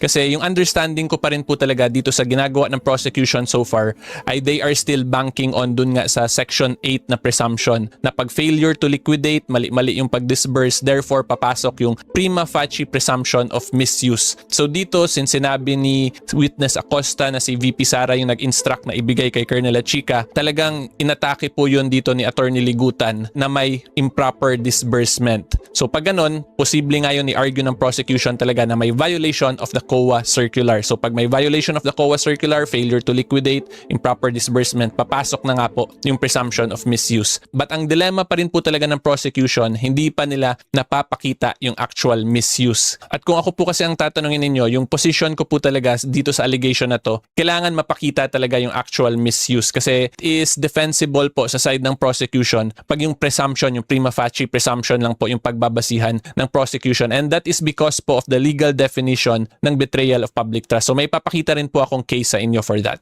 Okay, so yung case po na ipapakita ko sa inyo is GR number 237428. Ito po yung case involving former Justice Sereno nung natanggal po siya from office via quo warranto. So iba po yung main issue dito, but ang gusto ko pong i-discuss dito ay yung dissenting opinion ni Justice Carpio kasi doon po na-discuss ng maayos at napakita din niya yung mga comments ng Constitutional Commission regarding betrayal of public trust. Very limited po kasi yung jurisprudence regarding betrayal of public trust. So lahat po ng pwede nating mapagkunan ng information ay pwede po natin i-consider for mga legal explainers. So dito, although it's a dissenting opinion, it's still a good source for discussion purposes kasi wala pa naman pong clear decision talaga when it comes to betrayal of public trust. So ito po yung kay Justice Carpio. Actually, if you read this case din po, madaming other justices na same din naman yung explanation. Pero gagamitin ko lang po yung kay Justice Carpio para mas maintindihan nyo talaga yung betrayal of public trust. So ito po yung part na yun. The Constitutional Commission eventually found it reasonably acceptable for the phrase betrayal of public trust to refer to acts which are just short of being criminal but constitute gross faithlessness against public trust, tyrannical abuse, inexcusable negligence of duty, favoritism, and gross exercise of discretionary powers. In other words, act that should constitute betrayal of public trust as to warrant removal from office may be less than criminal but must be attended by bad faith and such gravity and seriousness as the other grounds for impeachment. So yung common denominator po talaga kung babasahin ninyo to ay dapat sobrang severe talaga siya na action na ginawa ng impeachable officer para mag-constitute as betrayal of public trust. So makikita po yan dito sa words sa ginamit: gross faithlessness, tyrannical abuse, inexcusable negligence, and gross exercise of discretionary power. Again, grabing pang-aabuso po ng kapangyarihan in simple terms. And then, ang next po sinabi, hindi naman siya kailangan maging criminal act talaga, but kailangan pong may bad faith siya. Tapos, same level po siya of seriousness as other grounds for impeachment. So again, dapat po sobrang severe po talaga siyang pang-aabuso ng kapangyarihan. So ang point ko lang po talaga dito, kaya ko to pinapakita sa inyo, is because currently pa lang po, yung posibleng napapakita pa lang po talaga ng prosecution ay yung pag-apply ng presumption of misuse under Section 8. Kasi yung paulit-ulit lang naman po na pinapakita nila so far is a violation of the COA Joint Circular. So pag na-violate mo po yung COA Joint Circular, that is for auditing purposes, diba? Therefore, papasok lang yung presumption under that circular. Pero hindi pa rin po napapakita yung actual elements of the crime for malversation, graft and corruption, or even plunder. And then yung problem nga po, pag presumption lang yung gagamitin ng prosecution, paano yun kaya nila makakwalify na it is something so severe? Yung madaling explanation talaga dito is itong tyrannical kasi itong word na to, pag sabihing tyrannical, parang katakot-takot, diba, na kalokohan or maling paggamit na kapangyarihan. So yung presumption ba, prima facie presumption, is it equivalent po ba to something so severe na ganitong legal definition? And then ang isa pa po na sinabi, same gravity and seriousness as the other grounds for impeachment, which is yung ano po yan, graft and corruption, culpable violation of the Constitution, and then treason. So pag ganun po ka-severe yung other grounds for impeachment, it would take a lot of legal explanation po para mapakwalify ang isang presumption sa same level ng mga ganun kabigat na impeachable offense. Okay, so and I'm sure kung pinapanood nyo po talaga daily tong impeachment videos ko, ay na-explain ko na to previously, but yun pa rin naman po talaga yung nagagawa ng prosecution currently. Wala pa rin po talaga silang evidence showing the actual misuse. Hanggang dun pa lang sila currently from SDOG na Acosta up to Colonel La Chica. Pero yung paggamit na ng funds from Colonel La Chica, wala pa po dun. So hindi pa natin napapakita kung binulsa ba talaga yung pera or napakinabangan naman. And then like what I've explained also previously, yung next dilemma din ng prosecution, in mga COA cases, mga notice of disallowance, di ba meron din pong defense of good faith na kahit pag hindi nasunod yung auditing standards pero napakinabangan naman ng tao, napakita ng defense sa may good faith sila, ay posible pa rin po mawala yung civil liability nila for restitution. Paano ka hindi manggagalaiti sa sitwasyon na ito, Nelson? Kung ikaw ay mahirap nating kababayan at ikaw ang naapektuhan yan, di ba? Iisipin mo, wala, iiling-iling ka na lang dyan Kaya tuloy si Congressman Benny Abante dyan, hindi na nakapagpigil. 5th District ng Maynila yan, Maynila. Dahil puro baha, di ba? Ano siya, umatras na, hindi na umabante. Hindi na nakapagpigil. Habang nakikita ng mga kababayan niya bumabaha sa buong Metro Manila, napabulalas na ng kanyang sama ng loob dyan Bihira lang magbulalas ng sama ng loob. Kasi dati nagpipigil yan, hindi na gano'n nagsasalita. Ano, may kinalaman sa flood control? Oo! Aba. Ang sabi niya, baha na sa buong Luzon. Nang? Baha na sa buong Luzon. Baha na, tubig. Tubig. Akala ko sa lapi ang bumaba. Baha na. Oo. Nagalit Sabi ni Kong Benny Abante, baha na po sa buong Luzon. Anong ginagawa ng ating Vice President? Naman, Vice President, anong ginagawa nyo? Namamasyal. Baha na sa buong Luzon, ba't hindi nyo asikasuhin yung mga baha dito? Seryoso nga si Kong Abante yan? Baka naman fake news lang yan, May Nelson. dagdag pa. Meron tayong impeachment court dito. Dapat humarap siya. Teka. Nasaan ngayon ang Vice President? Bumabaha na, nagagalit na ang Diyos. Yan ang sabi niya. Baka sa kanya.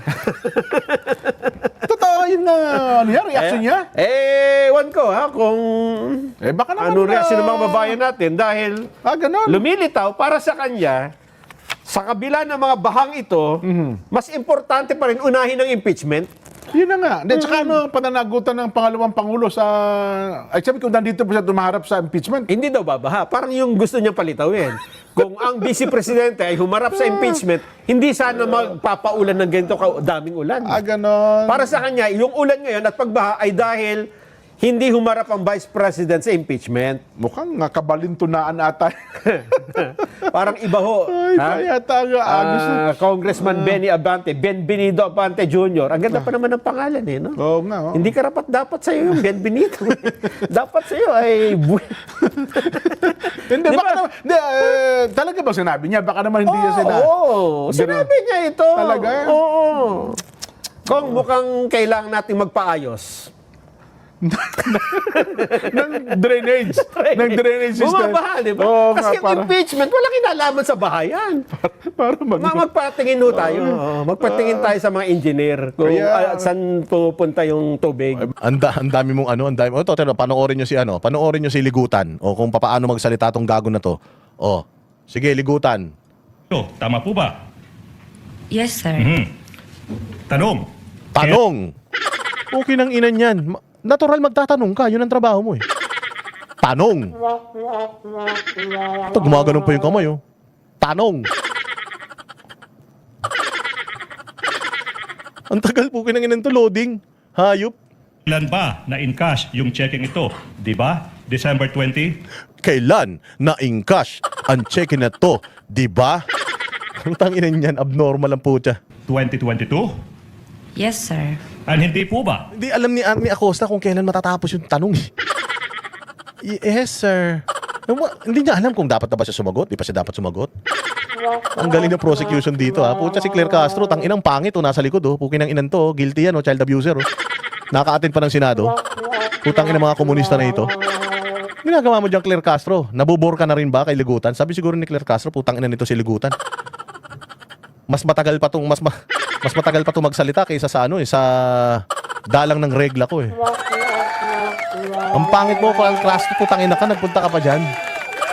Wala ba kayong mga trabaho? Maglaba ka na lang, gago, pati yung mga damit ng kapitbahay mo, laban mo para may magawa kang kupal ka. Tanginan nyo, hindi kayo busy, nandiyan kayo ha. Sino ba sabi ko? Si Claire Castro? Franz Castro nga. Puta, magkamag-anak man yan. Buisit. Bago ma-release yung cheque sa'yo, yung checking iyan, kailangan munang i-prepara. Bago ma-release yung